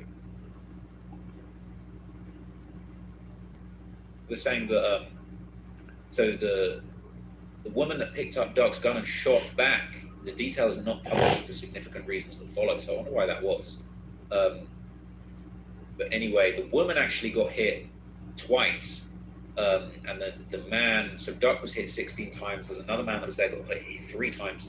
They're really spraying up the block and just hitting anybody. Duck's girls shoot back, and it's a wild story. And I want to say this too, y'all. FBG Duck, the guys who killed FBG Duck shot 38 times in 12 seconds, hitting FBG Duck 16 times. It took 12 seconds to hit him 16 times. They shot 38 times in 12 seconds. Wow. Shout out to Mama Duck. My condolences to Mama Duck and her family. If y'all was watching Triple Threat Friday, not last Friday, the Friday before that, Mama Duck came on the panel and she discussed a lot of the things going on with between her and Butter and stuff like that. So that's why I keep trying to tell y'all need to go and subscribe to this channel. Y'all need to subscribe to Music 101 channel, and y'all need to subscribe to Mickey Truth channel. Together, we are Triple Threat. And we have a show every Friday night at 9:45 Eastern Standard Time where we go over the hot topics in the hip hop community, and it's called Triple Threat Friday. And every week we've been having people of notoriety pull up, and they just been pulling up out of the blue. We have had not one scheduled guest, not one. We had AK-47 pull up one week. We had Just Say No to Scope pull up one week. We had Mama Duck pull up the week before last, and we had Seti Nash pull up last week. All great interviews. All of them did their thing and popped their shit. And a salute to all of them. Go subscribe to all of them. But you need to come and subscribe to these channels so that you guys can get notified, turn on all post notifications, and so that you guys can rock out with us in the chat the next Triple Threat Friday. Who knows who we might get, who might pull up to the next Triple Threat Friday. I'm just saying, just who knows? Who knows? If you join the channel, you join the chat, you can ask these people questions. But hey, I'm just saying, let's keep going. Interesting here is they actually even go into detail on Los purchasing the Ford Fusion on July the 28th. So that's like a week, just about a week before the actual murder took place, where Carlos offered, essentially went and bought the vehicle. So Los, one of the members of the Oblock 6 who allegedly killed FBG Duck, bought the Ford Fusion that was used in the homicide July 28th, and Duck was killed August 4th. So it was like a week prior. And he took that same Ford Fusion directly back to the dealership right after Duck was murdered. And we assume he was trying to get rid of the car because the car was used in the homicide. And you're right, Tanel, they act off emotions. It's sad. He was accompanied by his ex-girl. I'm gonna say this too, y'all. For those of you guys who haven't read the book, one of my favorite books to read, and you can even, if you ain't like to read or if you can't read, they got the audiobook version right here on YouTube, for you guys. One of my favorite books, and I advise every man to read, is called The 48 Laws of Power by Robert Greene. I've read it a couple times. I've actually had 2 separate copies of it, right? And what it does, it teaches you how to master your emotions, right? Amongst other things. But it teaches you how to master your emotions. And if you practice it, you will be able to think your way through situations to get a desired result. It basically teaches you how to use whatever tools at your disposal to think your way to your goal. Now, it's some less than favorable tactics that it suggests you use sometimes, but in essence, it's telling you to not to react off emotion. It's teaching you to think and to be patient to get your desired result, the goal that you want. And it gives you a bunch of laws and examples of the laws and examples how the laws were used by people in history in order to get their desired outcome of the things that they wanted in life.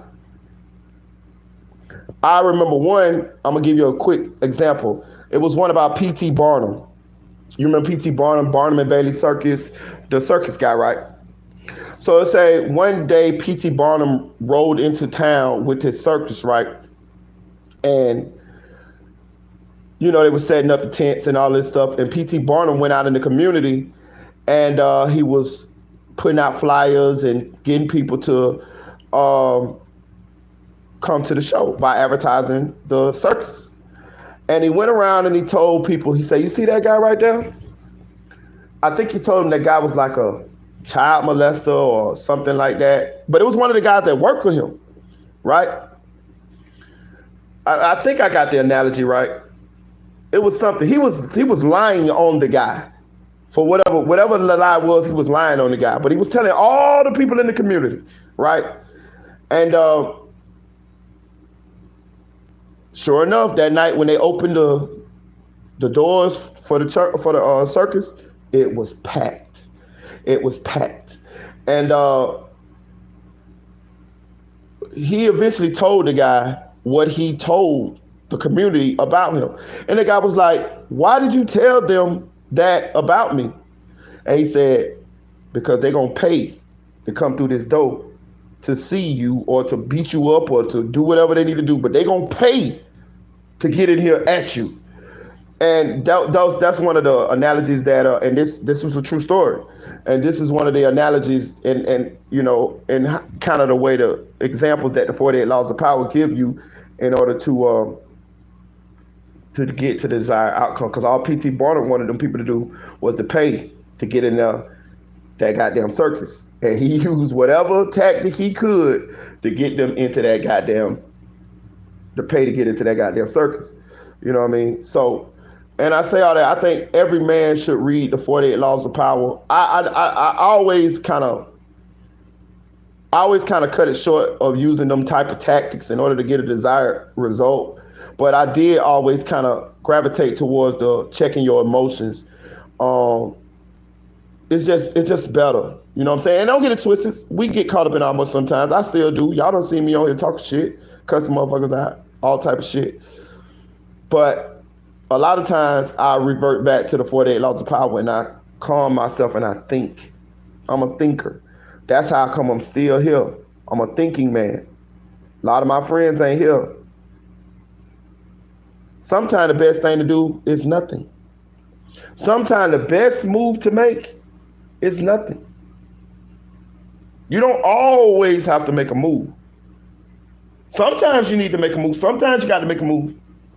But you got to think. Be strategic. Figure out your next move. These young men was reacting off emotion, not thinking, and it cost them their life. And, well, we think it's going to cost them their life because we don't know what the outcome is. And it's just sad. It's sad all the way around. Mama Duck lost her son. And I'm going to say this too. I don't know FBG Duck. Hit that like button, guys. I don't know FBG Duck. Don't know how the type of person he was and nothing. But when I watched FBG Duck, I was in the streets a long time. He struck me as somebody that was trying to get out the streets. I know he did a lot of dissing. I know he said a lot of shit. I know he, was big clout. He was the big dog. But I can't, when I see Duck, I'm not saying Duck was soft, but I think he was lovable. He don't seem like a vicious gangster to me. I done seen vicious gangsters. He don't seem like that. I don't see that. I think Duck is somebody, from me listening to people talk about him, I think Duck is somebody that if you go around on a regular basis, you wouldn't even know that his reputation was somebody not to be fucked with. I think you go around Duck, you would feel comfortable, you would feel at home. I don't think no violence would come before you. I don't think Duck would size you. I think Duck would be like the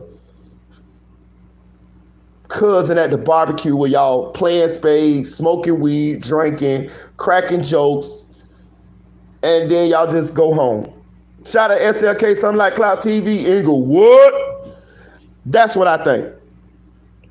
And when I listen to people tell stories about Duck, it fits. Now, when I look at Von, I see a vicious, cold-hearted psychopath. Even though I love Von music, and I was a fan of Von, and I wish he wasn't dead either. I see different. Von's somebody that you would have to be on eggshells around because he could laugh in your face but want you dead. I don't think Duck was like that at all. I think if Duck wanted something to happen to you, you done did something. You know what I'm saying? I really think you done did something. You know what I'm saying? And I listened to an interview that Truth Teller did with two young men the other day, and they kind of like confirmed my suspicions about Duck. They was like, oh, he big steady, he big soft ass, he big teddy bear. That's what I see when I see Duck. So, not saying he won't protect himself, not saying he won't get busy, but I seen somebody that was putting on the armor or being a certain type of way because he was in a certain environment, and that's what he had to do in order to survive. I saw somebody that was trying his hardest to get himself and his family or his people that he loved out before he died. And you could see it in the interviews that he did in Vlad. You could see it in some of the things that he said. You could see it when he did the Chicago Legends video and song. That's how he felt. But at the same time, when you poke the bear, he had to come back with dead bitches, man, because y'all think it's sweet. So I get it, man, but I don't think he was I'll be honest with you. I don't know personally, but I don't think Duck got no bodies. He just don't look like the type that got no bodies to me. Like I done been around these type of individuals a lot. And I'm way from Florida. I don't know shit about Chicago, and I don't know if Duck got none at all. But just on observation on the outside looking in, I say no. I say he done did a little spinning, but I don't think he got no bodies. I don't think he was out there doing that type of shit as regularly as some other individuals was. Because he would have ended up with the bodies. Duck been dead for a minute now, and we ain't never heard a nail body Duck had. Think about this. Have you ever heard of a body Duck had? No. And I think that's because he ain't had none. And I ain't saying that's a bad thing. That don't make him no less gangster. That don't mean he won't do nothing. I know plenty of, bro, listen, in the hood, anybody is a potential killer. Trust me. Anybody. We done, you be in the hood, barbecuing, hanging out at a party, the party end, everybody go home. The next day you wake up and Miss Shirley done killed her husband.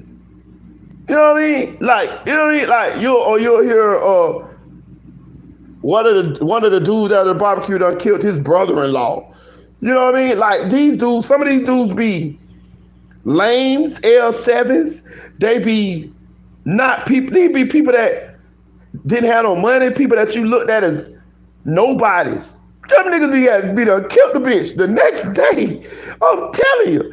So I always look at everybody as a potential killer. I just feel like it just takes the wrong situation in order to click that off in people. So I don't underestimate anybody. You know what I'm saying? So I'm not saying he wouldn't do nothing. I strongly doubt that. There's no way he attained that type of respect and not be somebody that would do something. You know what I'm saying? But I don't think he was in his heart.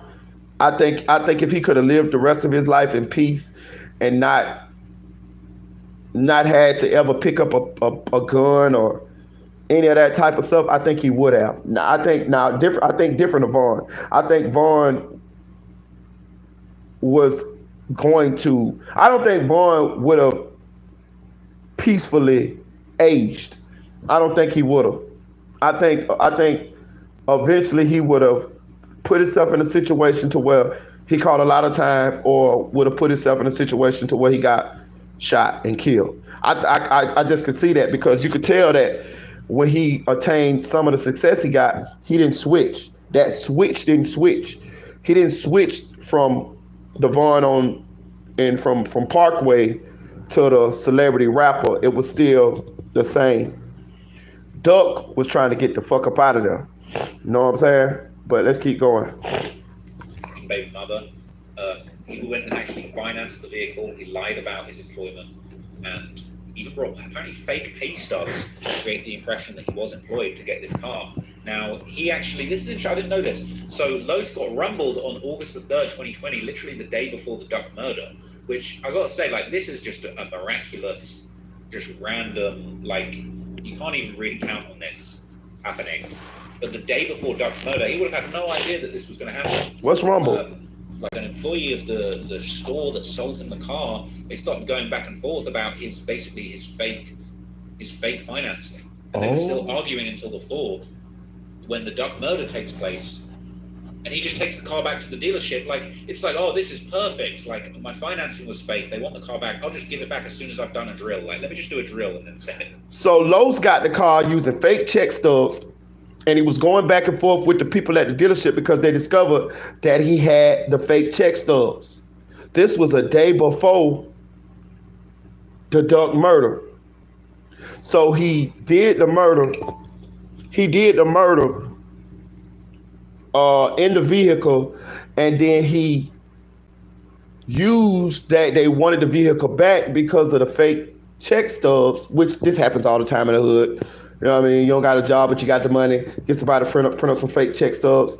Maybe answer the phone when they call your job or fake job to verify that you work there, and then you get the car. You know what I'm saying? Because the dealership gonna want to see how you gonna be able to make these payments on this car, but you just got street money. So this happens all the time. This is stuff that happens in the hood. It's one of our plays, but they saying that he used that excuse in order to take the car back. Interesting.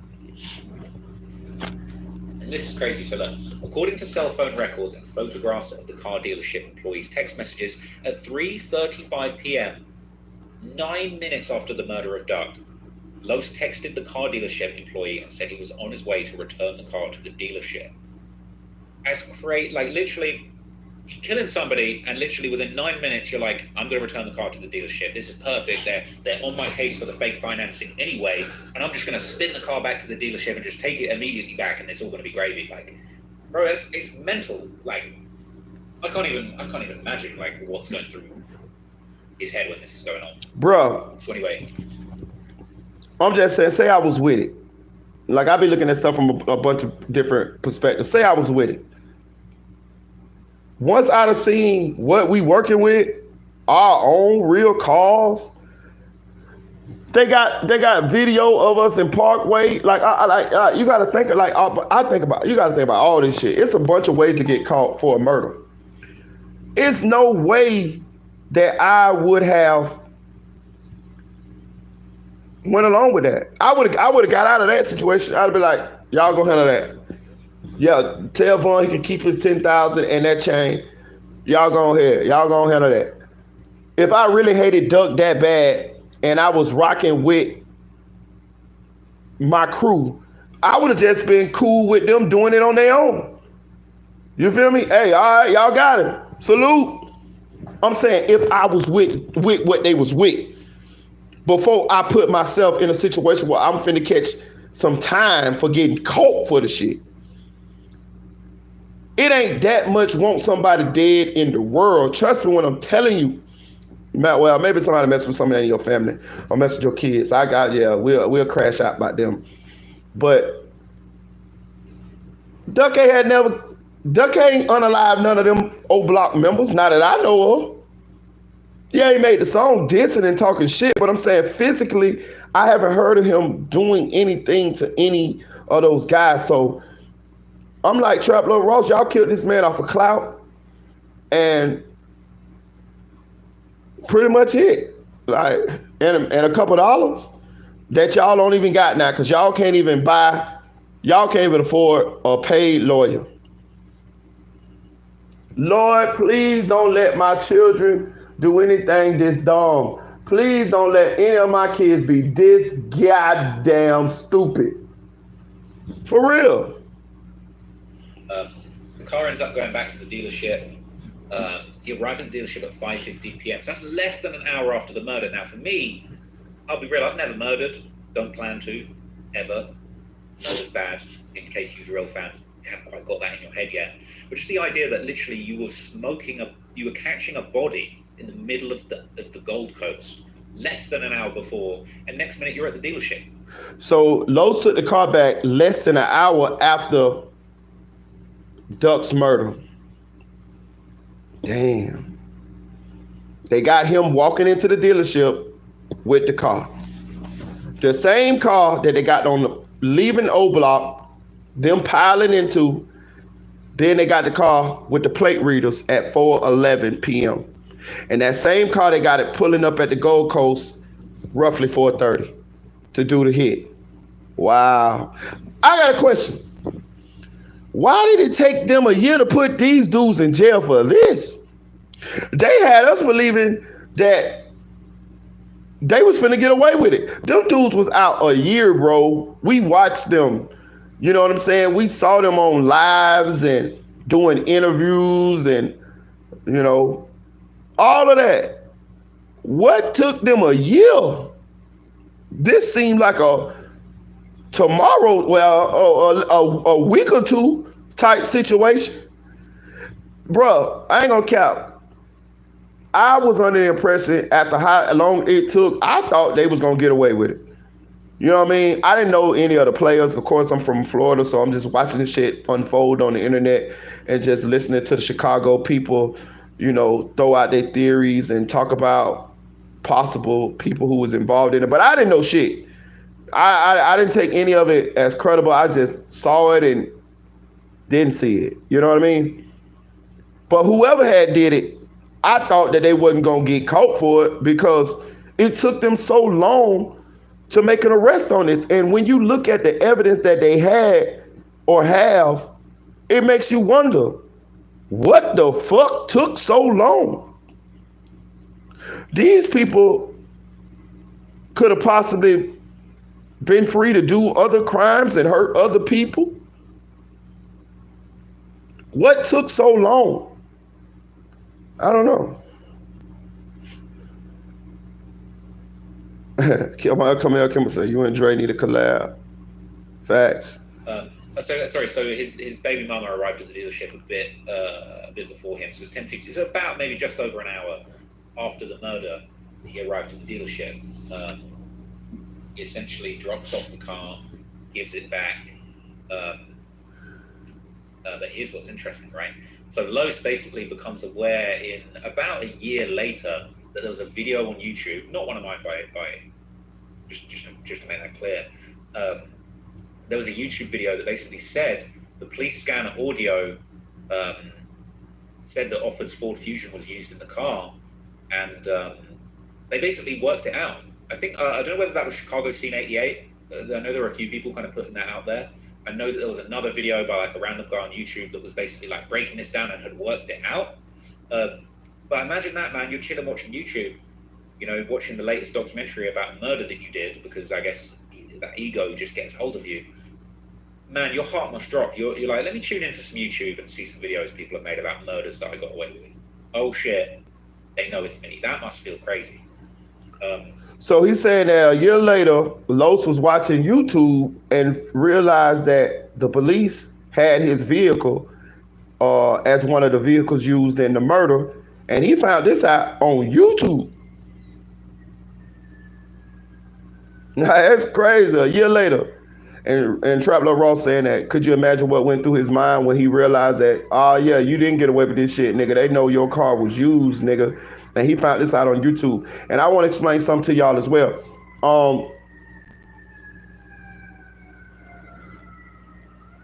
Us bloggers, we're in a good spot. We're in a good spot. Any of you guys, I keep telling y'all this, any of you guys that want to be bloggers or think y'all might want to try this, I advise you to put your bid in. We in a good spot. We have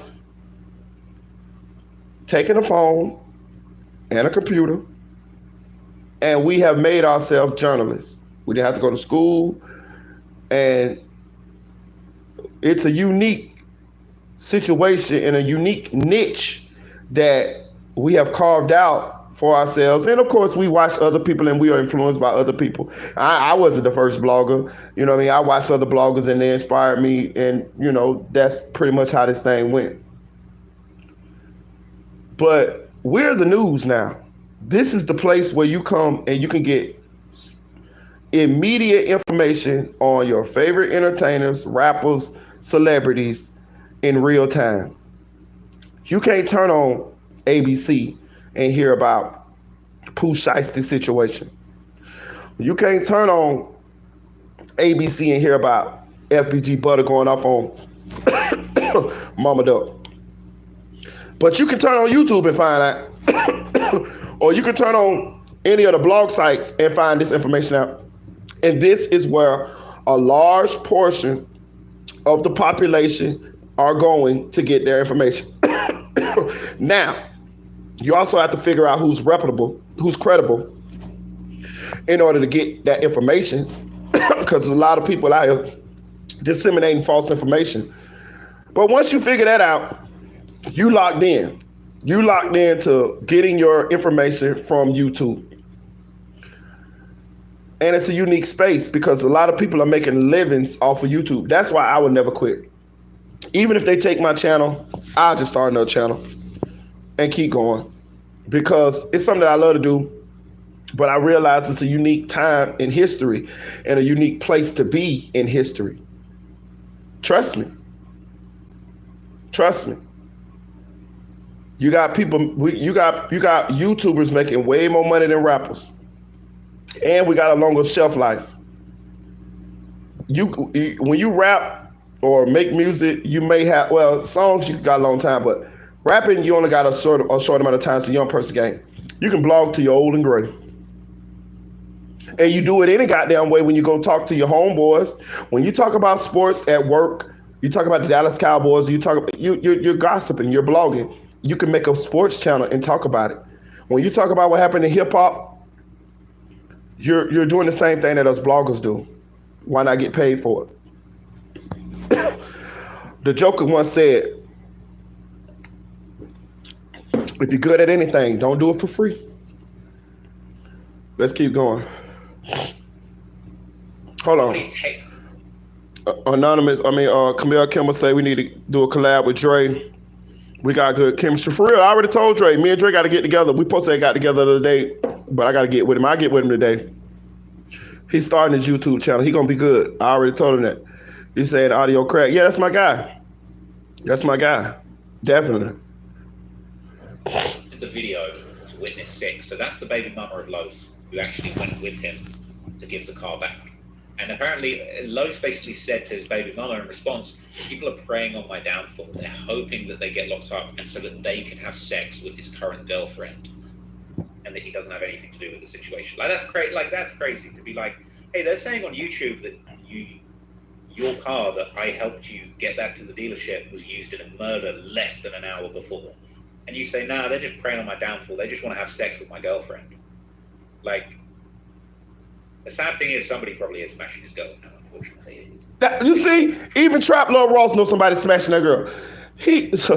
Los told the girl, when they found out that they said that car was used in a murder an hour before, that they turned it back into the dealership. When he saw it on YouTube, and she was like, hey, they said the car that you had, that I helped you get, was used in a murder an hour before we turned it back in. He told her, nah, man, they just praying on my downfall. They just want to hope I go to jail so they can smash you. I want to see this motherfucker. This motherfucker better be the finest thing that ever walked earth. She better, like the old people say, she better be fine as frog hair, goddammit. And that shit still ain't worth my motherfucking life and my freedom. But I'm just saying, this woman that he is so enamored with, so infatuated with, so willing to get people killed over, I need to see this motherfucker. This motherfucker need to be goddamn Miss America, Halle Berry, goddamn every fine woman, Lena Horne, all from the back in the Cleopatra. She need to be every goddamn beautiful woman that ever lived in history rolled up into one. And evidently that's what he thought of her. God damn, what a sucker. You know what I mean? I understand loving your woman. Don't get it twisted. I understand looking in her eyes and be like, damn, I'm lucky. But I love me. You can't love nobody else if you don't love yourself. Trust me. So he loved her more than he loved himself. I don't want nobody to touch you. Well, you finna live. See how that karma work? That lady finna move on, probably already done moved on, probably already pregnant from another dude, and you're gonna have to suffer in that cell while she round and round we go. Round and round we go. Let me hear you say scrub the ground while she dropping that thing on somebody else. Scrub the ground. What a sucker. Audio say, yo, Marita, did you hear about a shooting before Doug got shot? Nah. Let me know what you're talking about. Hit that like button, y'all. Hit that like button. That nigga Los a sucker. The situation. Anyway, he was immediately. Wait, is that the same guy? No, this is a different guy. So some of the other people involved, they basically were texting back and forth to basically gloat about the situation. So, you understand?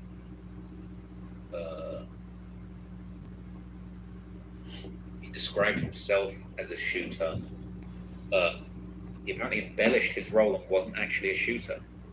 So not only that, he telling people he was a shooter.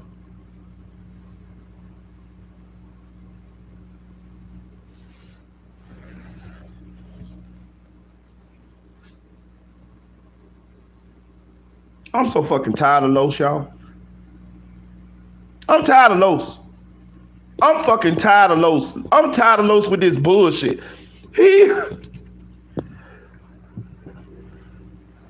Keep going. I know this is crazy. So Robertson, which exact person this was, but he met with Conspirator 4 and said he was involved in the murder, but he embellished his role. He said he was a shooter, but actually the surveillance video said that he was in the back seat and fell over as he got out the car to start shooting. But he told this person that he was shooting all up and down the place, and that a woman started shooting. So C Murder shot her, giving details about the case that were not public. So I guess this is what we're saying earlier about no one actually knew that Duck's girl got shot, and this guy is basically meeting up with people and bragging and saying like, yeah, C Murder shot the girl. I was busting shots even though he wasn't.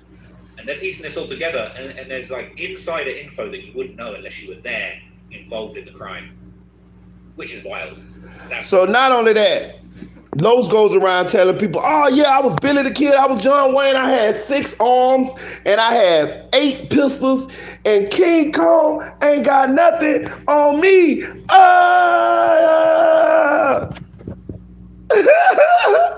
Bro. What a lame. You see how you can get killed by lame motherfuckers nowadays? Listen, that's why I tell y'all, don't underestimate nobody. This is a lame.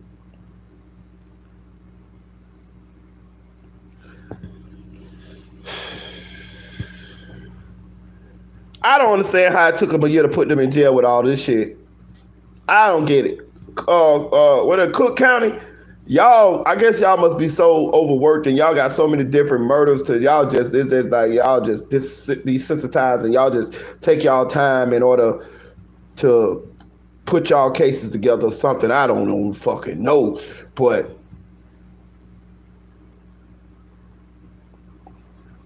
this shit crazy. Anyway, he made several statements, I believe, that were not public about the offense, right? But he said outright that they used the Chrysler 300 to commit the murder, and they used 2 cars. And bear in mind, hold on, the same Chrysler 300 that they were sitting on when they was doing the interview where Muwap said, "You say something bad about Troy? Rest in peace." Fuck out of here, man. This isn't public information, so it's just like obvious that he was involved. Saying that all of these people were involved in the murder, that the cops seized the car after the murder, that Dipset is clicked up with Oblock, and that's what the reason why it all happened, and that's why Los was involved, that King Von himself placed a hit on Duck before the murder, and that's why everyone was participating in it. You know what I'm saying? Just going to town, basically, and just revealing it all of this information that's not public that you had to have been involved in. And this one's crazy. So at 9:56 a.m. the day after the murder, Witness 7 sent... Witness 7, y'all. You hear that? So we know they at least got 6 more witnesses. Witness 7. Wow. A link to the news story about the murder via Instagram. And Witness 7 followed up saying, "I know you ain't take your car to go and do this shit." Bro. He replied, "Unsend that shit." Bro, you can't... That is what it is. I think that was a woman. Witness 7 is a woman. Because I remember this story where the woman said, "I know you didn't take your car to go do that shit." And he said, "Unsend that." Bitch, it's too late. That shit in the cloud, bitch. Okay. Oh, so it's Kenny Mack. That's who we're talking about. Kenny Mack. Robertson. That's Kenny Mack, who I believe was one of the drivers. Took his own car, man. Unsend that shit. I know you ain't take your car to do this shit.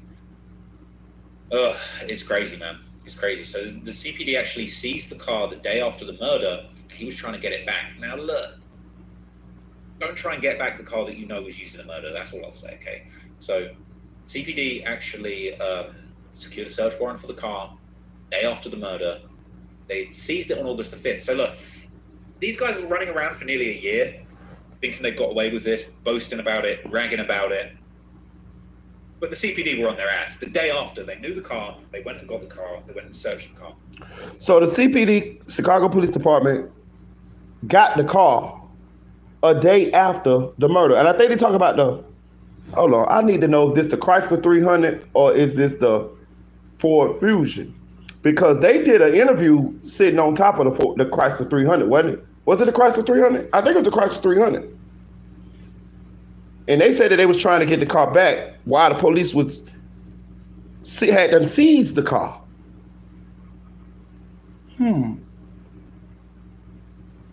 the search of the car, they found information for Charles Liggins, aka C Murder, quite literally his phone number and his Instagram account written on a piece of paper. Now, I don't know what you could do to incriminate yourself more. You could maybe leave a trail of Skittles leading back to the murder scene from your house, but leaving your personal phone number and your Instagram handle written on a piece of paper in the car that was used in a murder, along with a spent .357 shell.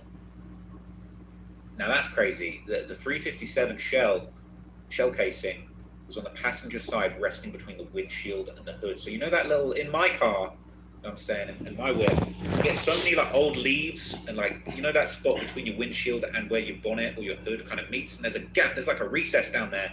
I always get leaves and gunk and all kinds of shit in there. It's hard to get out in my car. These guys fucked up, bro. They were busting shots. No one even realized a little shell casing got stuck down there, and bro, it's a wrap. The .357 shell casing matched the gun that was used in murder. Damn.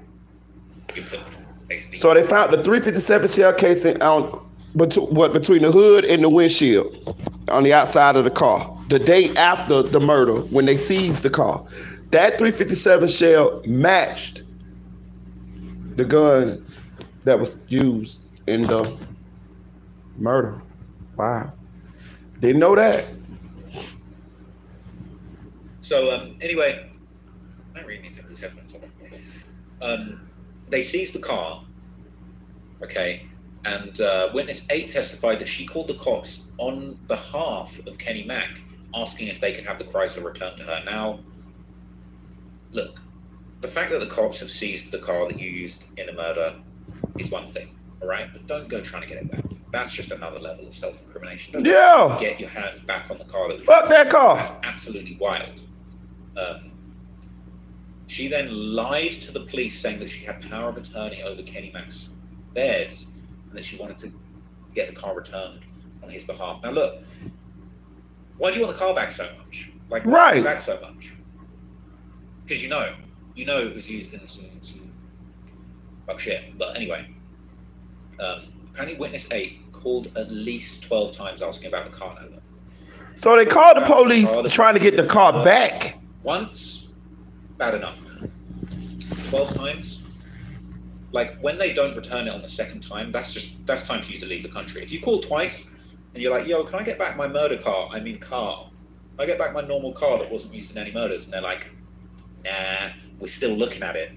That is time to book the flights to Dubai, Nigeria, Panama, Argentina, not Kenya, because they'll send you back from Kenya.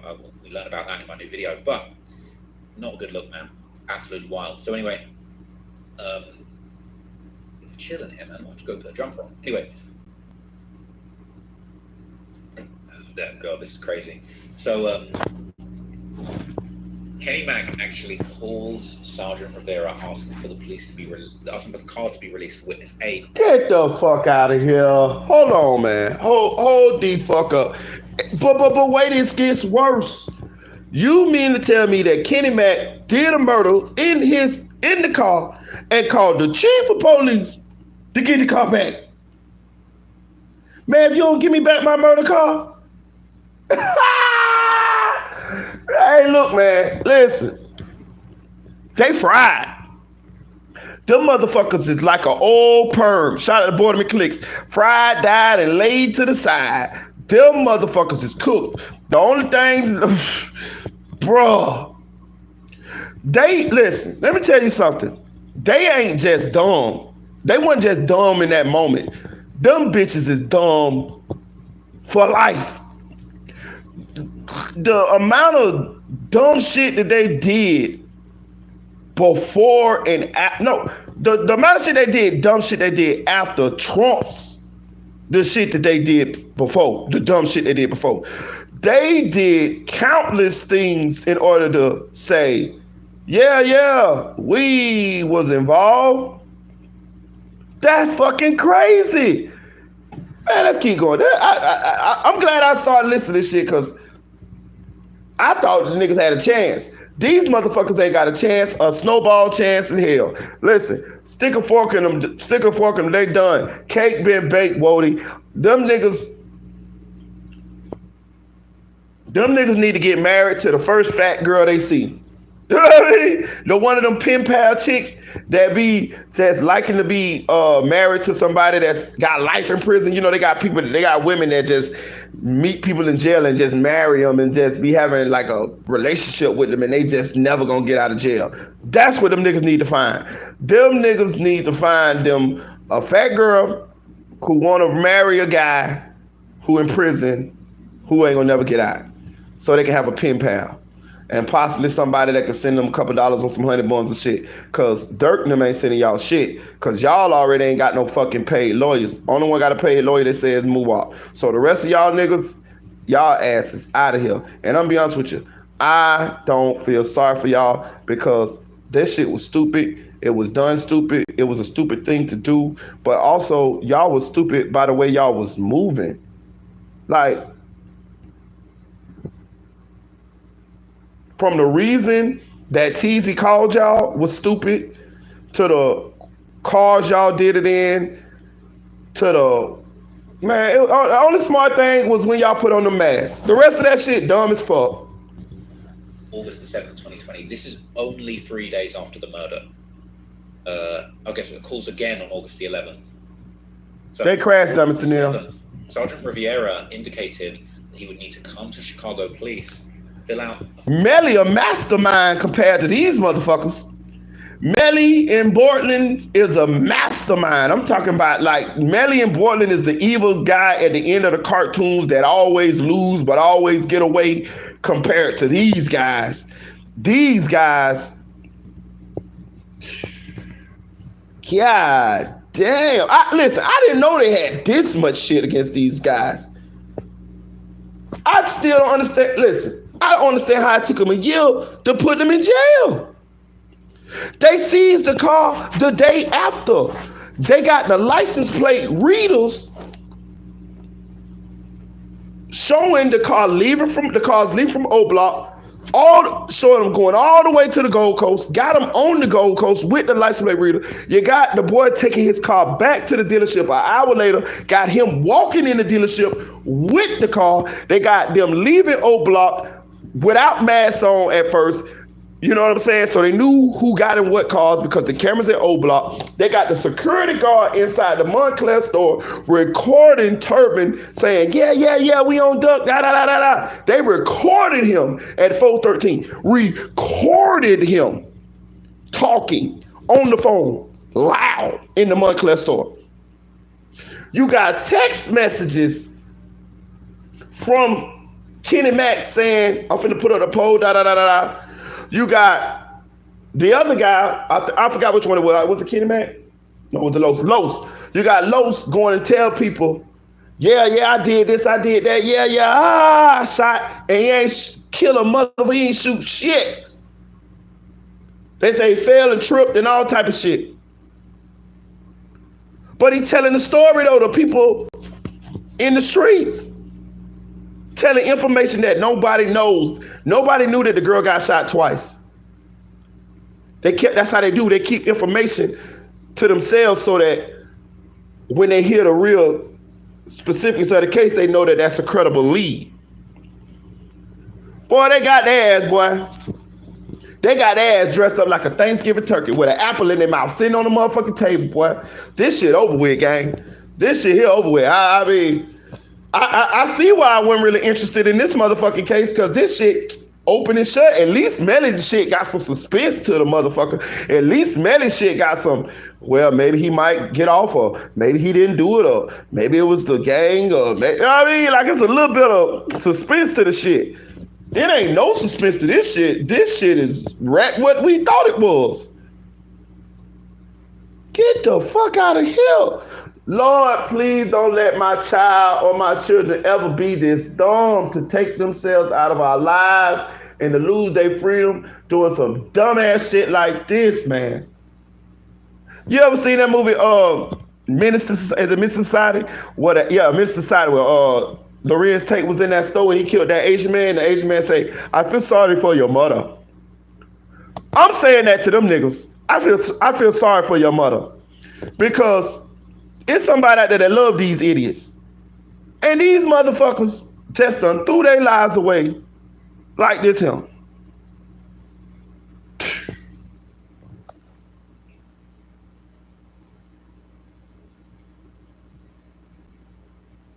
I have no sympathy for him. And that's, I mean, I'm somebody that try to like find a little bit of sense, a little bit of sympathy for everybody. I ain't got no sympathy for these motherfuckers. Lock them bitches up and throw away the key. Or show some identification to get. Tanel said the feds build their case, then arrest you. The state arrests you first, then builds their case. That's why it took so long. They built their case first and let them further incriminate themselves. They sure did. Them motherfuckers was working for the dudes that did the shit. They might have well been working for the police. They motherfucking self. I promise you. With the reputation that Chicago has, that Oblock, man, some of these dudes should have been out of here. Like that, like as soon as I would have heard that you telling your girlfriend and all that, yeah, we'd have been knocking at your door. Yeah, the same dudes you went on the drill with would have been trying to unalive your ass, because you finna get all us fucked up. It's crazy. Now, the car was never retrieved, so I guess they're not entirely bad criminals. But yeah, the fuck they are. Don't call up 12 times trying to get the car back, and then when they actually say, okay, if you want the car back, you've got to come down and show some ID. Come down here and get it. Like, what did you think was going to happen? They were just going to valet the car back to Oblock and just not ask any questions. Like, it's crazy, really. It just goes to show you that, like, the whole decision to do the crime was made in a huge rush, and then everybody was just scrambling to try and cover their tracks, which is just crazy. Anyway,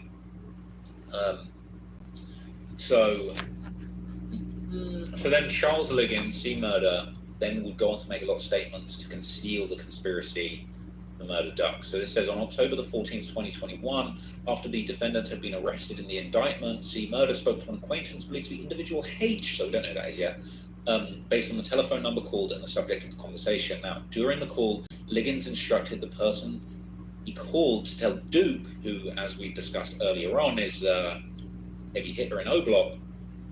He said that everybody needs to get new phones. This is over a year after the murder, bro. Like, now, October the 14th, 2021, now you're telling them to get new phones?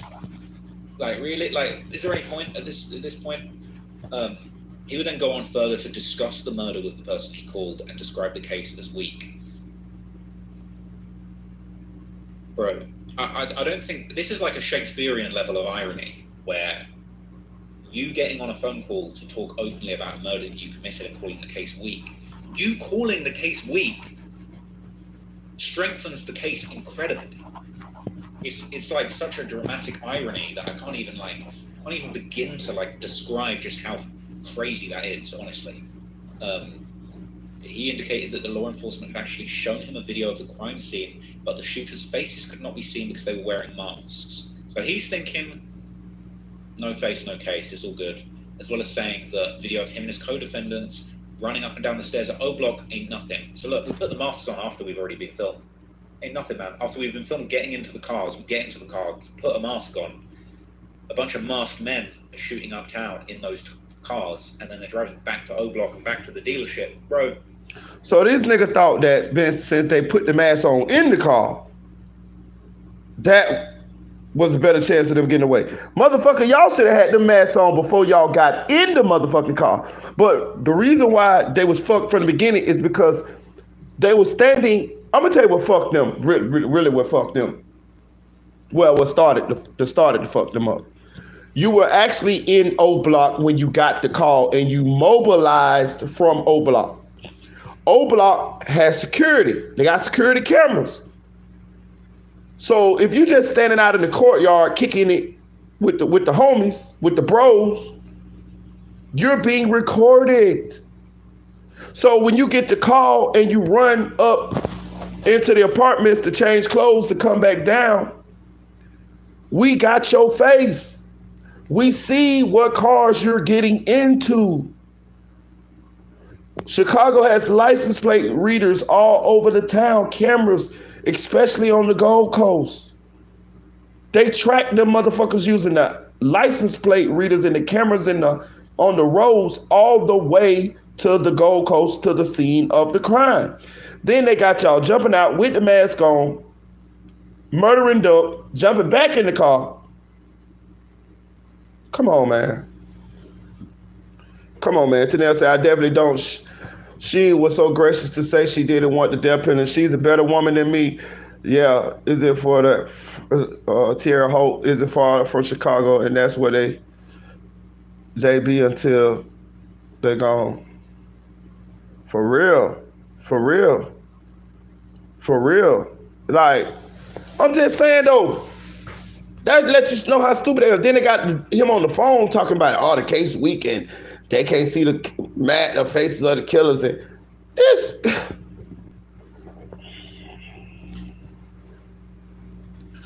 Y'all see why I wouldn't have went? It wouldn't even took that for me not to go. Once I would have seen that they doing that shit in their own cars, I would have pulled a tray on Boys in the Hood.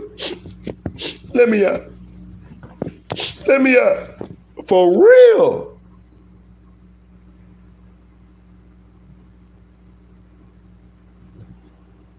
That's why I'm gonna tell y'all something. One of the most biggest misconceptions in, like, a lot of us men make, especially macho alpha males make, is they like to come across as not being scary.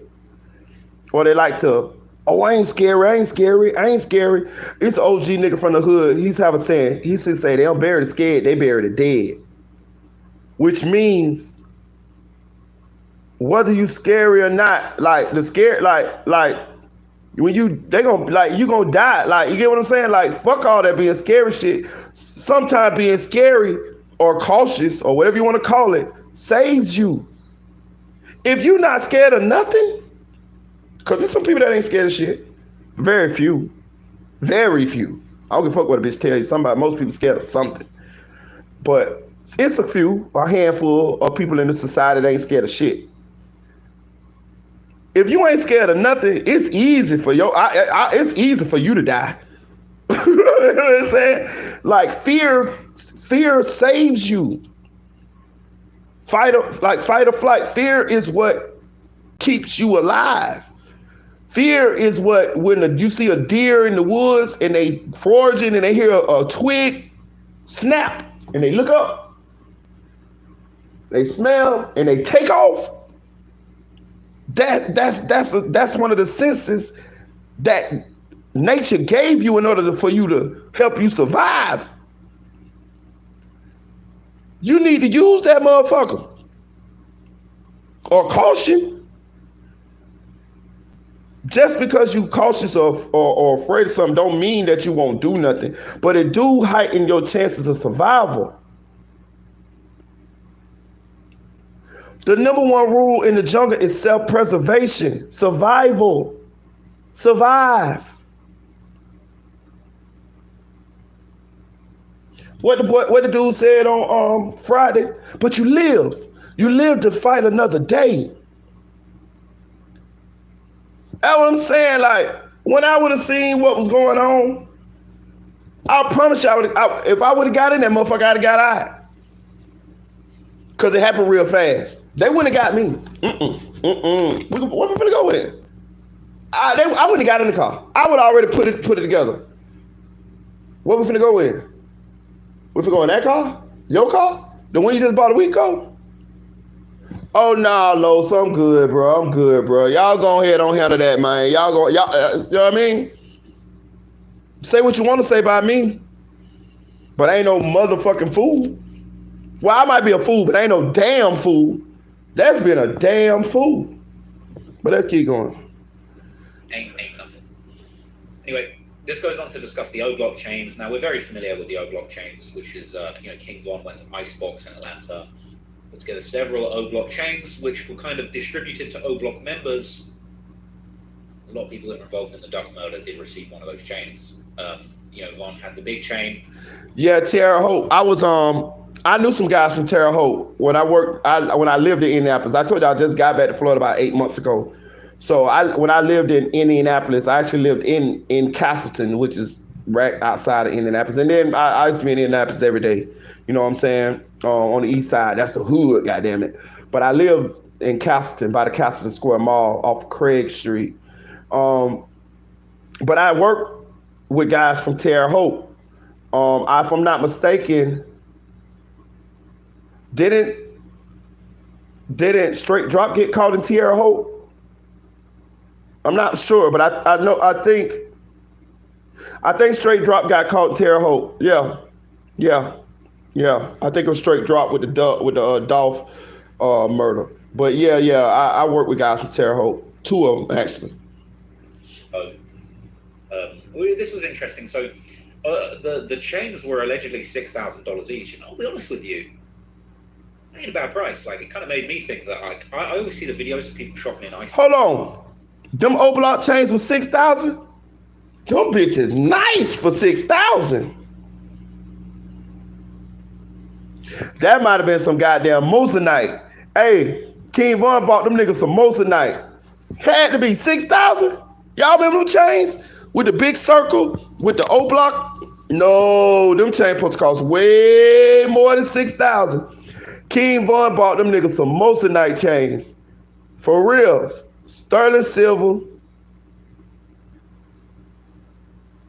Nah, everybody had white gold. White gold, Moissanite. He got them Bandman Kevo chains. The chain that Bandman Kevo got his girl and shit. Yeah, they're Moissanite chains right there. Oh, Terre Haute, home Larry Bird. Oh, that's real. I ain't even know that. No, I thought Larry Bird from French Lick, Indiana. French Lick. I remember them saying something French Lick. Cause he got a funny name. But if you're from Terre Haute, I don't know. But King, look, they say the chain $6,000, man. Them motherfucking chains supposed to cost way more than that. Them motherfucking chains was Moissanite, man. King Von finessed them boys, man. The King Von finessed them boys. I'm telling King Von finessed them boys. Tanessa, I stayed in Council for a minute back in the early 2000s. I know exactly what you're talking about. I lived in apartments right by the community hospital. I know exactly what you're talking about. The apartments is right next to it. My son was born in Community North, actually. Yeah.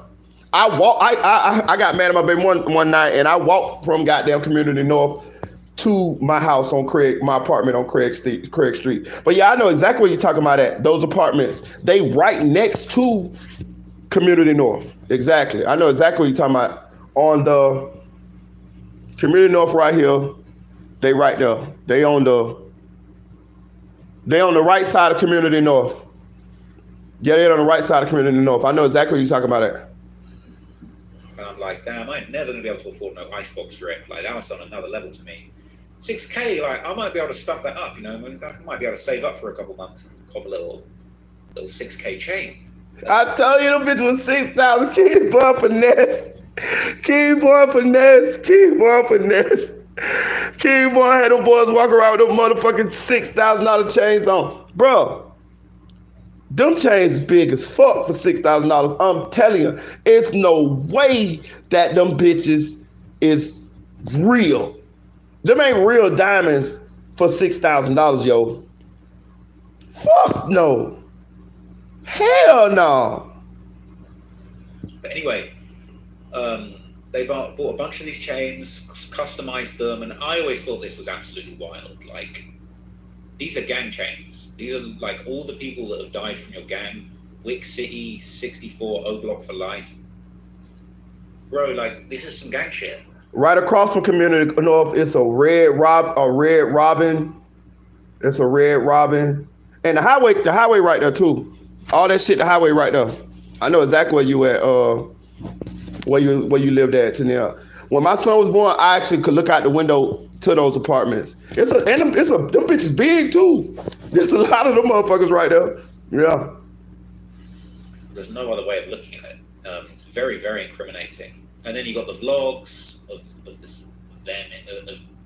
Bon and Muwop like in the store, copping the Oblock chains. Got pictures of all the killers, all the murderers wearing the chains. It's not a great look. Not a great look. You know what I'm saying? C-Thang got the chain. Los in the music video with the chain. Not a good look. Janelle said she loved that apartment. You know, this is, I believe this is C Murder's chain. C Murder, look, they got C Murder chain. That bitch look like it changed the colors. I'll tell you, that bitch, look, the edges look like that bitch done got rounded off. That bitch look, they showing the back of it. I can't show you, but that bitch look like that bitch, that look like that bitch done turned to bronze. That bitch look like that bitch bronze, my nigga. I'll tell you, boy, finesse, bro, 6K for them chains, ain't no way. Ain't no way, think about it. Ain't no way them bitches was supposed to be 6K with all them, you know? That's fake. That's fake. I'm telling you, them diamonds fake. That's Mosinite. Long live the guys and Sherroyd's squad. I believe Sherroyd was his brother. Damn, boy. His younger brother, Sherroyd Liggins, that was killed in 2012. So it's like, it's just all so specifically tying them back to these murders and back to these situations. You know, nigga, that chain look like a doggy bone right now. I'm looking at that bitch. That bitch look like a doggy bone. That bitch don't even look like no motherfucking. Look, I'm talking. That bitch don't even look like no motherfucking. Look, hold on. I'm gonna see if I can turn the screen around. I'm gonna see. Look at that motherfucking chain now, dog. Look at that motherfucking chain. Look at that chain. Look at the edges of that bitch. That bitch like a doggy bone. Nigga, I'm talking about that bitch done eroded, nigga.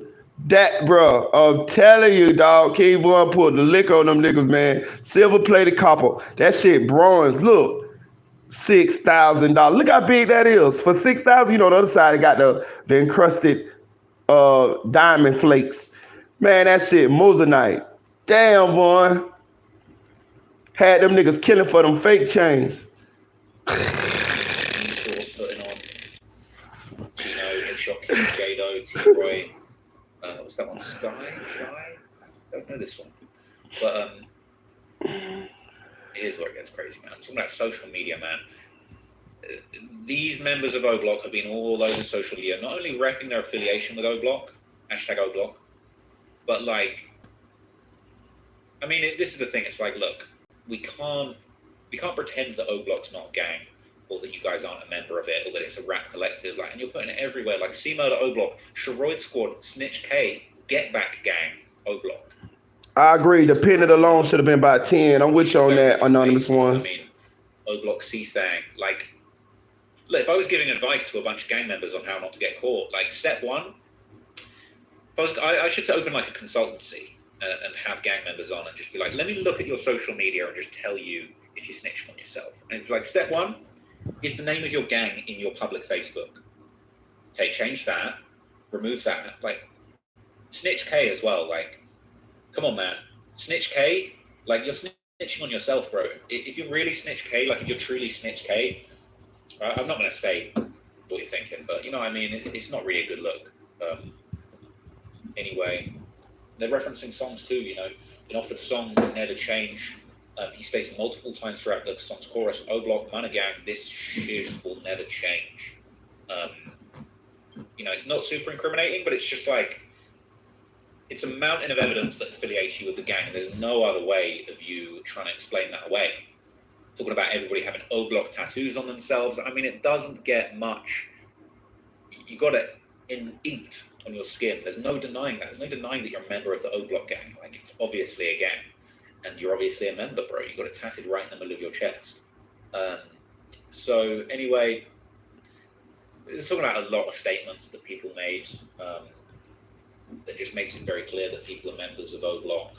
Oblock is a gang that all of these people are part of, and it's just like a whole bunch of things. You know, all the communication between these groups and these individuals. It just builds up like a very clear and vivid picture. All right, because Trap Low Raw video about to end. So I got a question though. Well, I kind of know the answer to the question, but I'm gonna put that out there.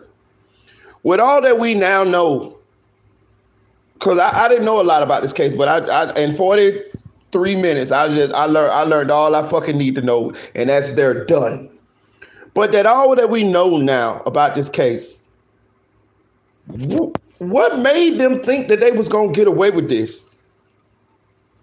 I can only assume it was the time frame that the police didn't come and get them, so they assumed that they were scot-free. That's the only thing that I could come up with. But we assume that these guys be prolific killers.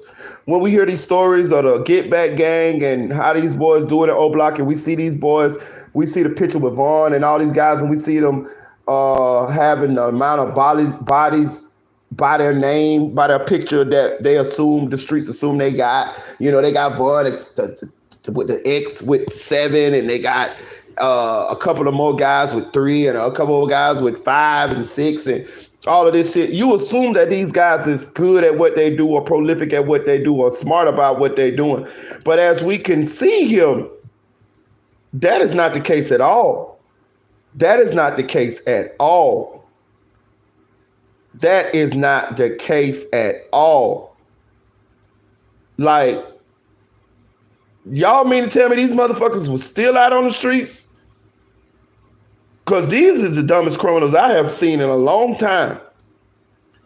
And Chicago PD hadn't locked these motherfuckers up and convicted them and threw away the key prior to this for whatever the fuck else they possibly have done. I mean, that's crazy. Like, these dudes basically gift wrapped and handed themselves to the authorities. And it took a year. And the feds had to come in. That's crazy. That's crazy. Look, man.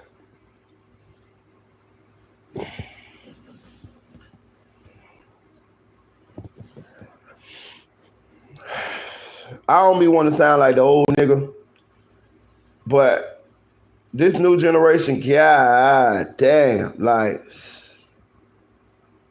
y'all will kill a nigga and don't even try to get away with the shit. Like, y'all ain't even planning or nothing. Y'all just spur of the moment, throw your life away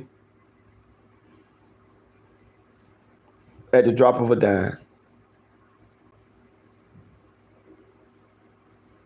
Y'all don't give a damn about y'allself. That's what it is. Y'all don't care about y'allself. Y'all will put y'allself in this situation and don't give a damn about y'allself because y'all ain't even think enough to think, am I gonna get away with this? Do we got all of our ducks in a row so that we can get away with this? Then to be laughing about it, making songs about it, making posts about it, dropping subliminals, thinking that everybody dumb when the internet is undefeated, and these people had them put this shit together by the second or third day. They seized the car the second day, had the bullet shell the second day. The day after the murders, they had seized the car. That should have told y'all something then. And then you go and try to get the car back. What the fuck did you think they were seizing the car for? And then you motherfuckers don't even leave the country or nothing? Man, I'd have been gone. I'd have been over there with Russell Simmons there doing yoga.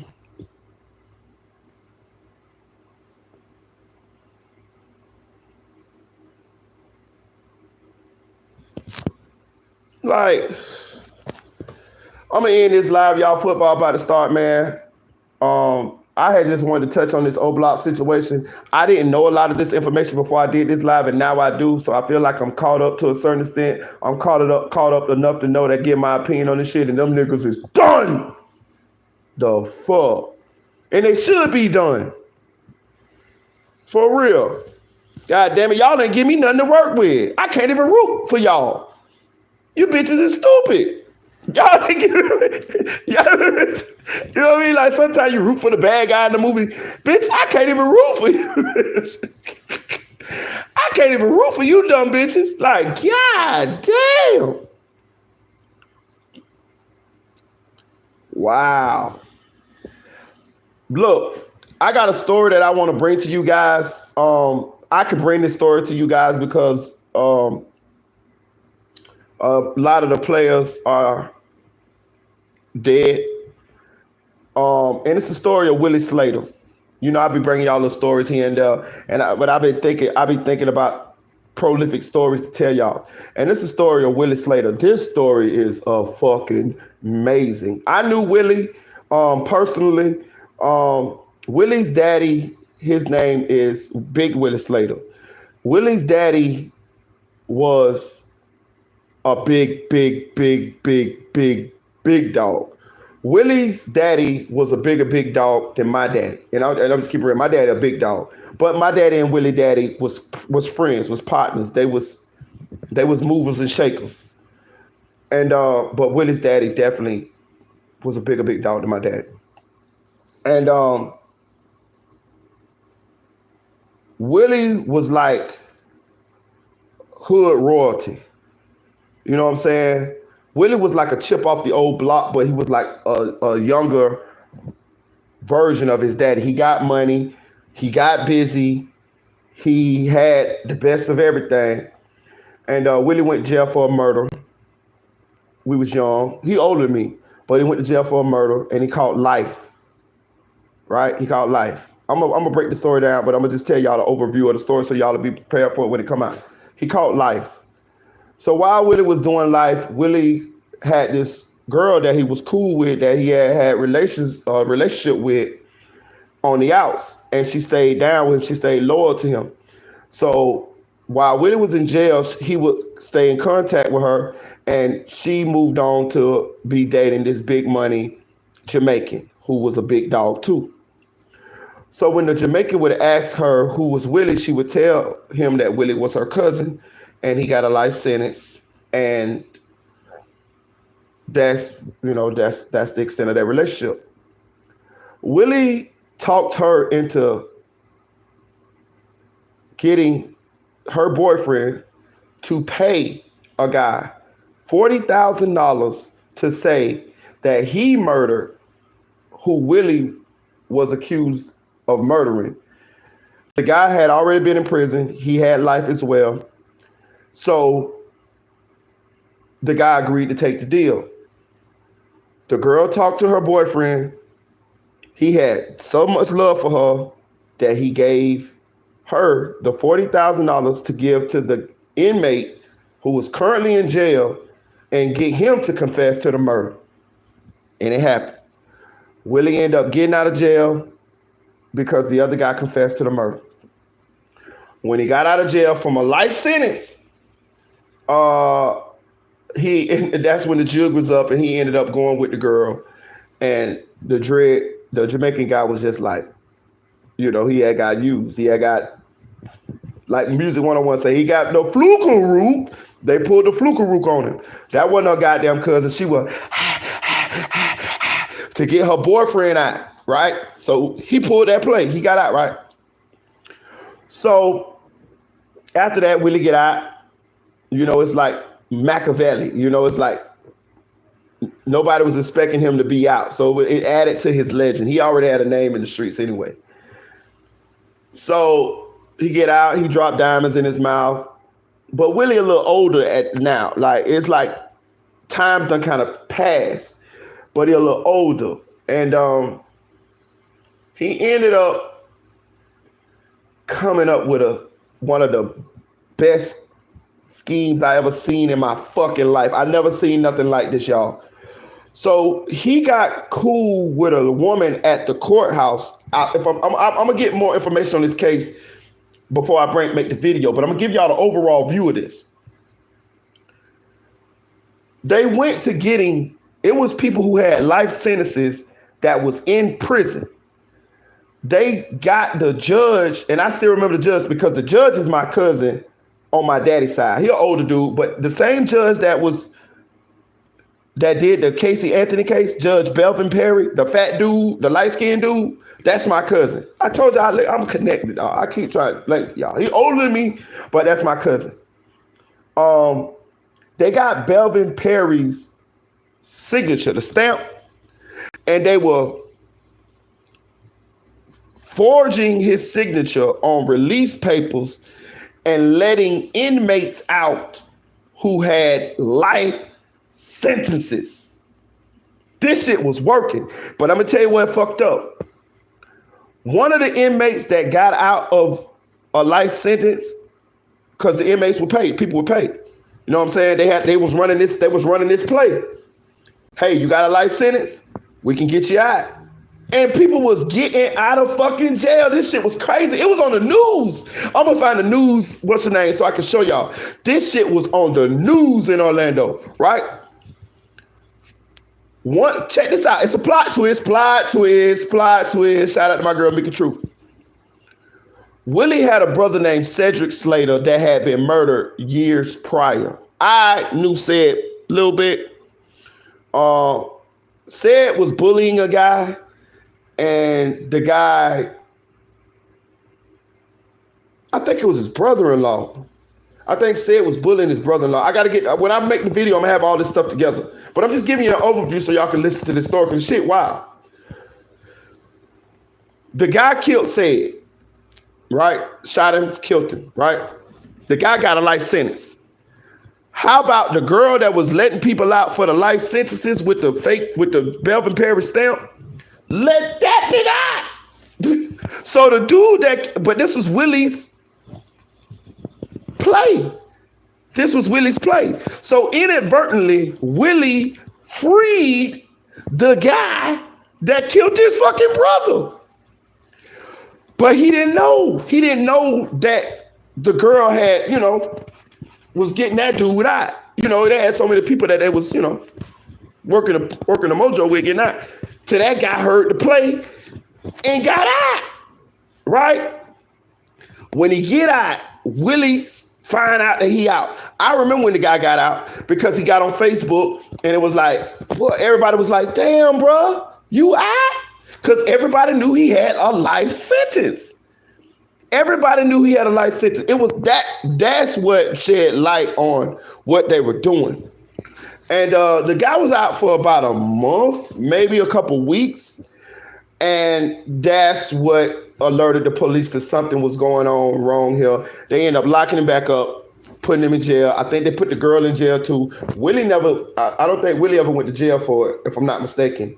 He didn't go to jail for it, but they were actually getting the documents, forging the judge's signature on it with the stamp. Belvin Perry, this was the judge. I'm gonna get the video for y'all. It was on the news in Orlando. And they were letting out people who had life sentences. I'm talking about life, like not no 10 years, life. And that they was walking out of the fucking prisons. Like they was getting out with the forged fucking judge signature. That shit was amazing. I never seen nothing like that.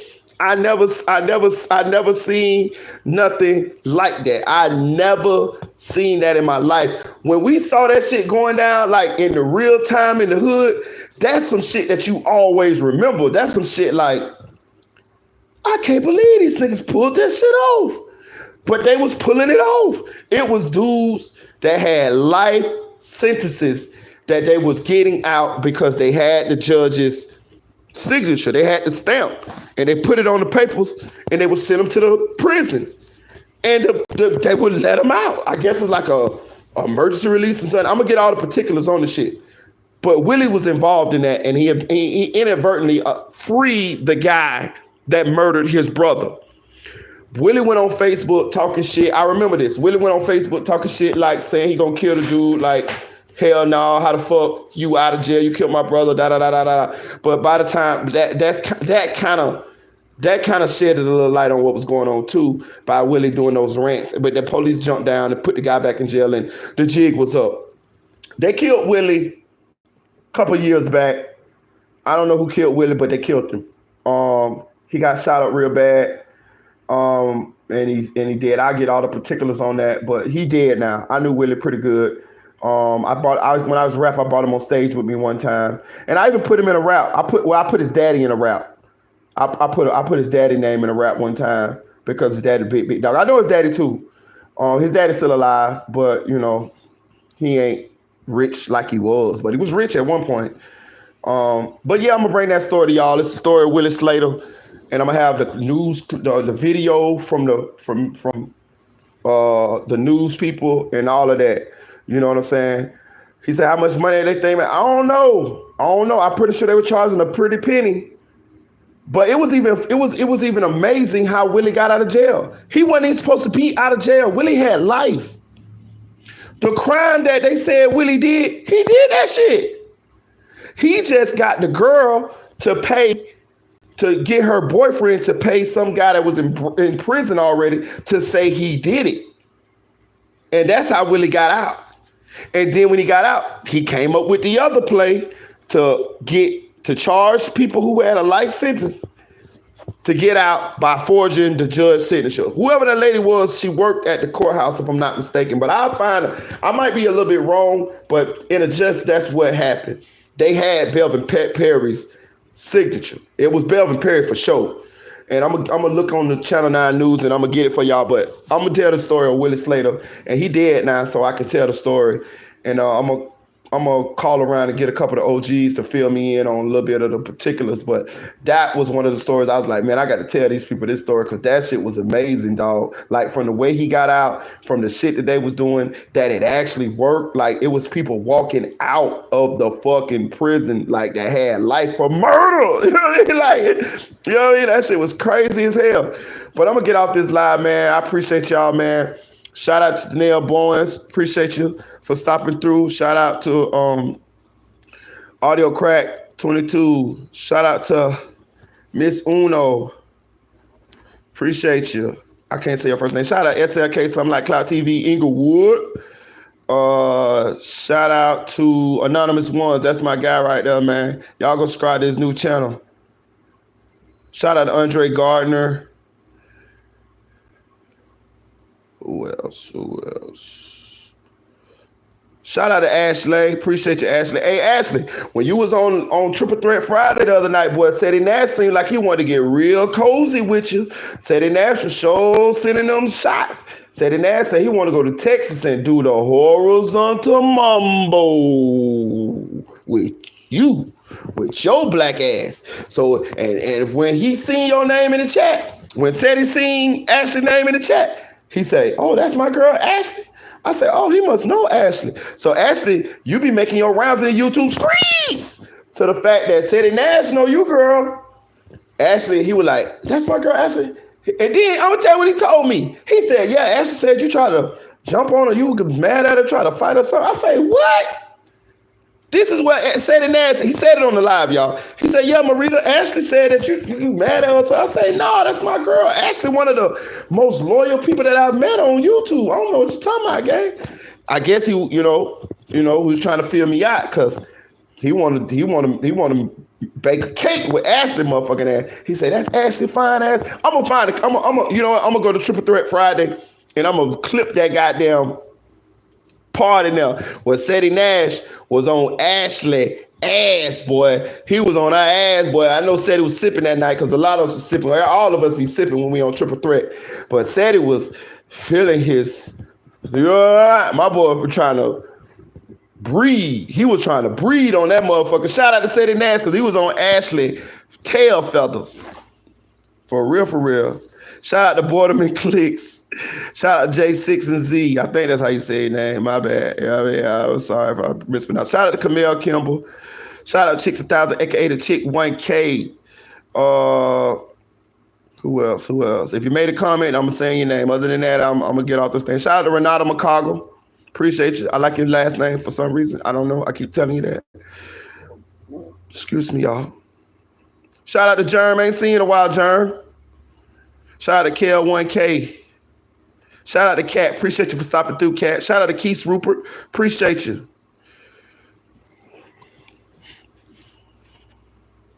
Shout out to Katari Burgess. Appreciate you for stopping through. She says she from Haines City. That's my Polk County homegirl right there. Shout out to my boy Tuto. I don't know how to say your last name, your first name, your last name. That bitch say Tuto S. That his first last name spelled Nciweni. I don't know how to pronounce that motherfucker, but shout out to you, Tuto. You know what I'm talking about? Hey, look. Hey, Boredom, you was over there. One said he on Ashley ass. I'm telling you, Sadie Nash was doing like on Friday. The Lord is my shepherd. He know what I want. You know what I'm talking about? For real. I'm talking about he was watching that goddamn chat. He said, that's my girl Ashley right there. That's Ashley with her fine ass. Boy, he was on her ass, boy. Ashley, you got some explaining to do. This is something you got to tell us. Because it seemed like you and Sadie Nash know each other. It seemed like that some kind of way on these YouTube streams, y'all had done ran across each other. Because he picked you out. He seen that motherfucking name in that goddamn chat. He stopped talking about goddamn the snitching allegations. He stopped talking about the lady from Sacramento who slandered his name. He stopped talking about the paperwork. He wanted to talk about Ashley. He turned into, and now our powers combine. I'm telling you now. I'm telling you. It seemed like all kind of Jodeci songs went to playing in his head when he seen Ashley name in that motherfucking chat, boy. I'm telling you now. I'm telling you. Y'all gotta listen. That's why I say y'all gotta fuck with us on Triple Threat Friday. There be some wild shit going on. And he told us what he wanted to do. He said it. He said, hey, I'm trying to, with Ashley. He said it. I'm gonna clip that shit up. I'm gonna make a clip of that shit. And I'm gonna put that shit right there. I'm gonna title that shit. Sadie Nash falls in love on Triple Threat Friday. That's what I'm gonna say. Yep. And Ashley is the one. Mm-hmm. But like, share, subscribe, comment to this video. I did this video with my phone so I could show my face, because speaking of the devil, Ashley be talking, oh, Marita, you need to cut the camera back on. Marita, cut the camera back on. So I cut the camera back on, okay? I cut the camera back on. So I did this for y'all, you know what I mean? Because Ashley, she persuaded me to. This is how I used to do my lives or whatever. I you know what I mean? So I be listening to y'all or whatever. Boredom said he was in Vegas acting a fool on Triple Threat Friday. I'm telling you, he was acting a fool. Y'all got to go see that Triple Threat. Listen, y'all will see a triple Sadie that you had never seen before. Sadie was damn near what that shit on. He was on one of them sexual shows. He was on Carisha Please what that shit is with Angela Yee. That's what he was on. It was like I told him, bro, this is Triple Threat, not Mickey Truth Dr. Dog. You know what I'm saying? He was blurring the lines, man. I could tell said he was sipping, so I ain't gonna hold him against what he was saying. But what he was saying was in his heart. Round and round we go. Round and round we go. He was sure trying to get on Ashley, boy. She know he was. You know what I'm saying? Cause think about this. He saw her name in the chat and immediately switched to that skunk on Looney Tunes. You know that skunk on the Looney Tunes that be chasing that cat that they think is skunk, that be trying to mon ami. That's what said it turned into. You know the cat on Looney Tunes. I mean the skunk on Looney Tunes. The French skunk that be trying to make love to the cat that he think is a skunk. Cause the cat done got the white paint on his back. That's what said it turned into. Hey, mon ami. Mon ami. I'm telling you now, that shit was hilarious, dog. My boy was on know what liquor he was on, but something in his liquor. I'm talking about, but he saw Ashley's name in that chat, and he immediately changed from talking about whatever the fuck we was talking about to let's go have fun, baby. All I need is your body next to me. I'm telling you, ooh, na, na, na, na, na, na.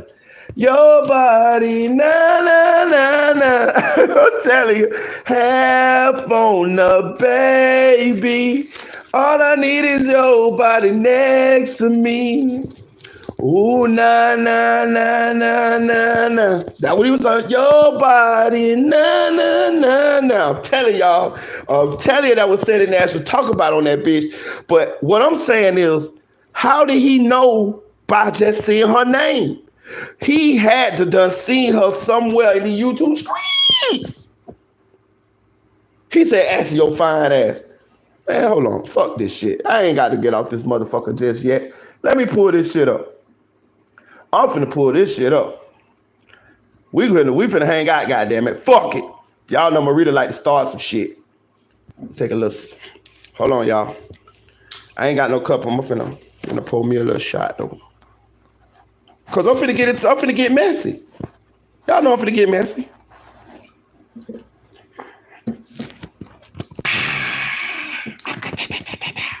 Little shot. I need a little shot to get messy. Hold on. We finna find this shit, y'all. We finna find this shit. What Sadie Nash said, Ashley, let's go have fun, baby. Ooh, na, na, na, na. Your body, na, na, na, na. Ashley had an effect on my dog. I'm talking about, my boy said, shiver me timbers. Let's see. What said it? I'm finna get this shit. Like, throw him under the bus? Hell yeah, you did. That's some lame ass shit.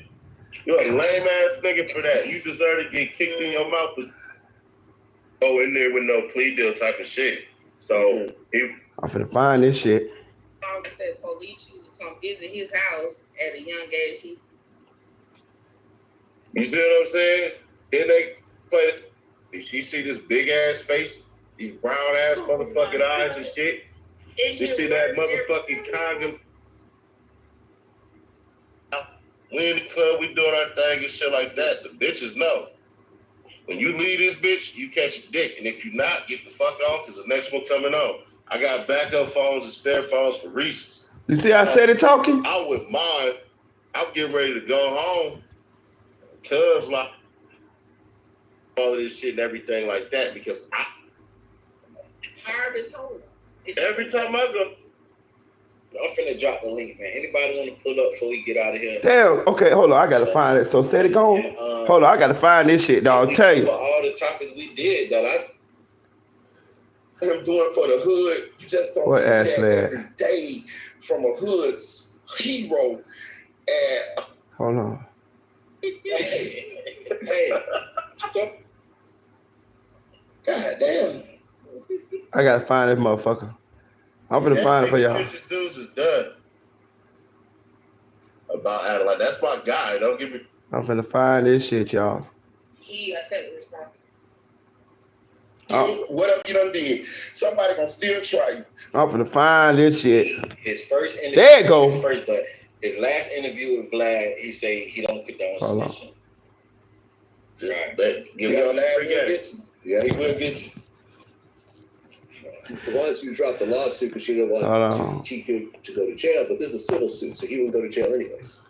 I don't know. She wants me to drop the suit, bro. Like, hold on. Let me go to my shit. I think that how long ago was that interview? Hold on, let me see. Because I think that's Shit. Yeah. The only way that don't work, they want to stop. Listen, say that nigga called the police on that nigga 7. You know how long it might take me? Like, for real, Mickey, that's what he said, that people was hating on him because he had signed a $300 million. Damn, dog. When you say it wasn't snitching, that did he say? I want to see the guy He there. said to stop snitching because he not a street nigga. Yeah. He made up all this shit about the nigga trying to kill his homie and all. I see Ashley in the chat right here. But now technically, he not a gangbanger. Okay. He just allegedly sold marijuana. So Hold on, let's not make it like he sold a little marijuana. That nigga was big time now. He was, you know, that they hit your car, convict that dude. Shit. Yeah. don't work to want to send a nigga with the police because we're supposed to be upholding the law. No titles and so we don't say that here. So I don't. Okay, as far as but I'm saying it's Fucking job. mm-hmm. Damn, I want to catch it, dog. Hold on, music. Is it at least 7 seconds? It's a short. I ain't said, but the thumbnail was already made. I kept the thumbnail though, but she did. It's some crucial shit though, for real, for real. Oh, she hid evidence. I got you. That's how it was. She hid. She hid evidence. Nah, that wasn't she hid evidence. I don't know nothing about none of this. Federal agents who watching this live. I thought your name was Mickey. Tell the truth. What are you doing? Right. I'm telling the fucking truth. I don't know nothing about none of this. Plausible deniability. I just show up here every Friday. The queen of being in paperwork is what your name is, right? That's what you said? You said who? Huh? What you say? Did you say that? You said my name in paperwork. You said the queen of my name in paperwork. That's what you said, right? Hell no. The day Mickey Snoop pop up in a criminal case paperwork is the day I quit this shit. For real, Mickey, you'll quit because of that shit? Yeah, before. I can't. Put that shit in some motherfucking video. Fuck him. I want everybody in jail. Fuck him. I ain't gonna hold you. I think that man just speaking out of anger. I don't believe. You, whatever you done did, somebody gonna steal. Damn, I can't find it. So. He a snitch. I got you. Listen. So. He a snitch. I got. Adam 22 is saying that Butter never got no money. He never ran off with no money. About Adam, like that's my guy. Don't get me wrong. Like that's at that goddamn place, and only 4. Now have to call on that person. I told niggas I'm unstoppable because you surface, what you had like a swoosh. You had like a swoosh caught that motherfucker. Don't get twisted. I ain't cracking on it, bro. Back in the days, I had an S-curl back when, you know what I'm talking about, when MC Hammer and all them shit was cool when I was jit. I'm saying, can you explain the swoosh? That'd be kind of like, what you call that? You know what I'm saying? So you can go and you can look was it Photoshop, right? Tell me Photoshop, bro. You can go and you can see perms, right? Yeah. And the perms on DJ Quick and Snoop Dogg. Yeah, that bitch ain't take good to your hair, did it? That's how I did mine, bro. That wasn't my hair. Oh, it was? That was a wig, nigga. I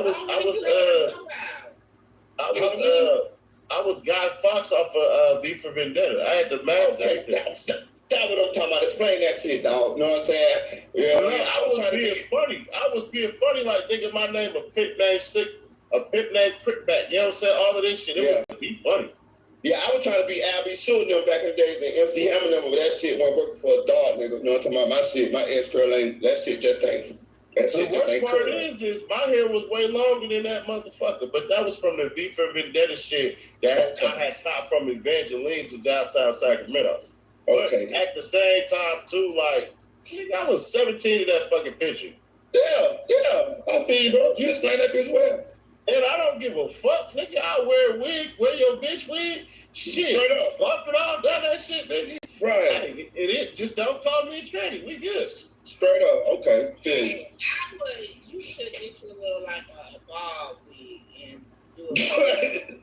I'm not doing that. My head too big. These dreads is too long. I mean, just tuck them. I don't tuck, baby. This shit too long. What you talking about? Hey, so, Sadie, tell me this, Sadie. If me and my team get took down, right?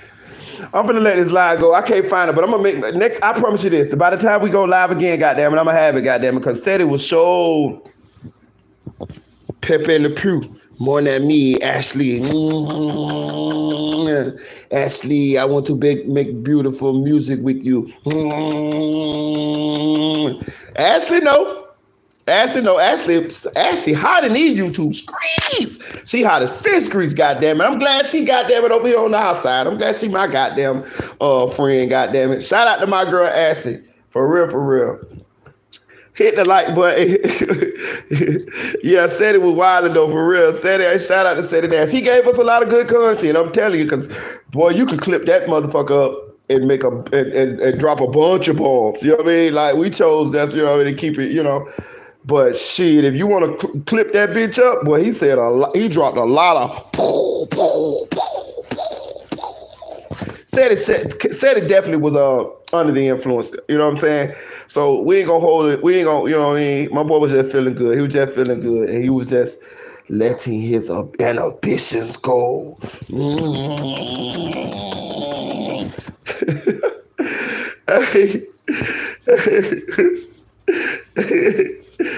Hey man, don't get out of here, man. Like, share, comment, subscribe to the channel, man. Comment to the video. Go subscribe to this channel, because some of y'all ain't subscribed. Don't think I don't motherfucking know. Some of y'all ain't subscribed. And go subscribe to Mickey Truth, and go subscribe to Music 101. Turn on all post notifications so that when Triple Threat Friday comes around, you guys could be in the building. Shout out to SLK Sunlight Cloud TV. Look, I was about to hit you on the DM, dog. I better see what the hell happened to you, bro, because it's been a long time since you ain't been through here, player. Don't shout out to Boredom and Clicks. I appreciate you, love. Hey, look. Hey, don't think I don't know it's been a minute since you ain't been through here too, SLK. For real, dog. We got the problem next time you try to pull that. For real. Because I was this close the other day from hearing you in the DMs. I was like, damn, where my boy at? I ain't seen my boy pop up in a minute. Where he don't fuck with your boy no more? Like, what's going on in here? For real. Look, one thing about me, if I fuck with you and you a subscriber, I go find your ass. I done did that to quite a few of y'all. Y'all know I jump right in. Those of y'all who DM me on Instagram or something, I jump right in your DMs. Or I email you. I'm going to go find you. For real. I done did that to a few of y'all. And SLK was finna be the next one. I went and popped in. I ain't seen Lil Kev over here in a while. I popped right in on his live this morning. What's up, Lil Kev? Salute.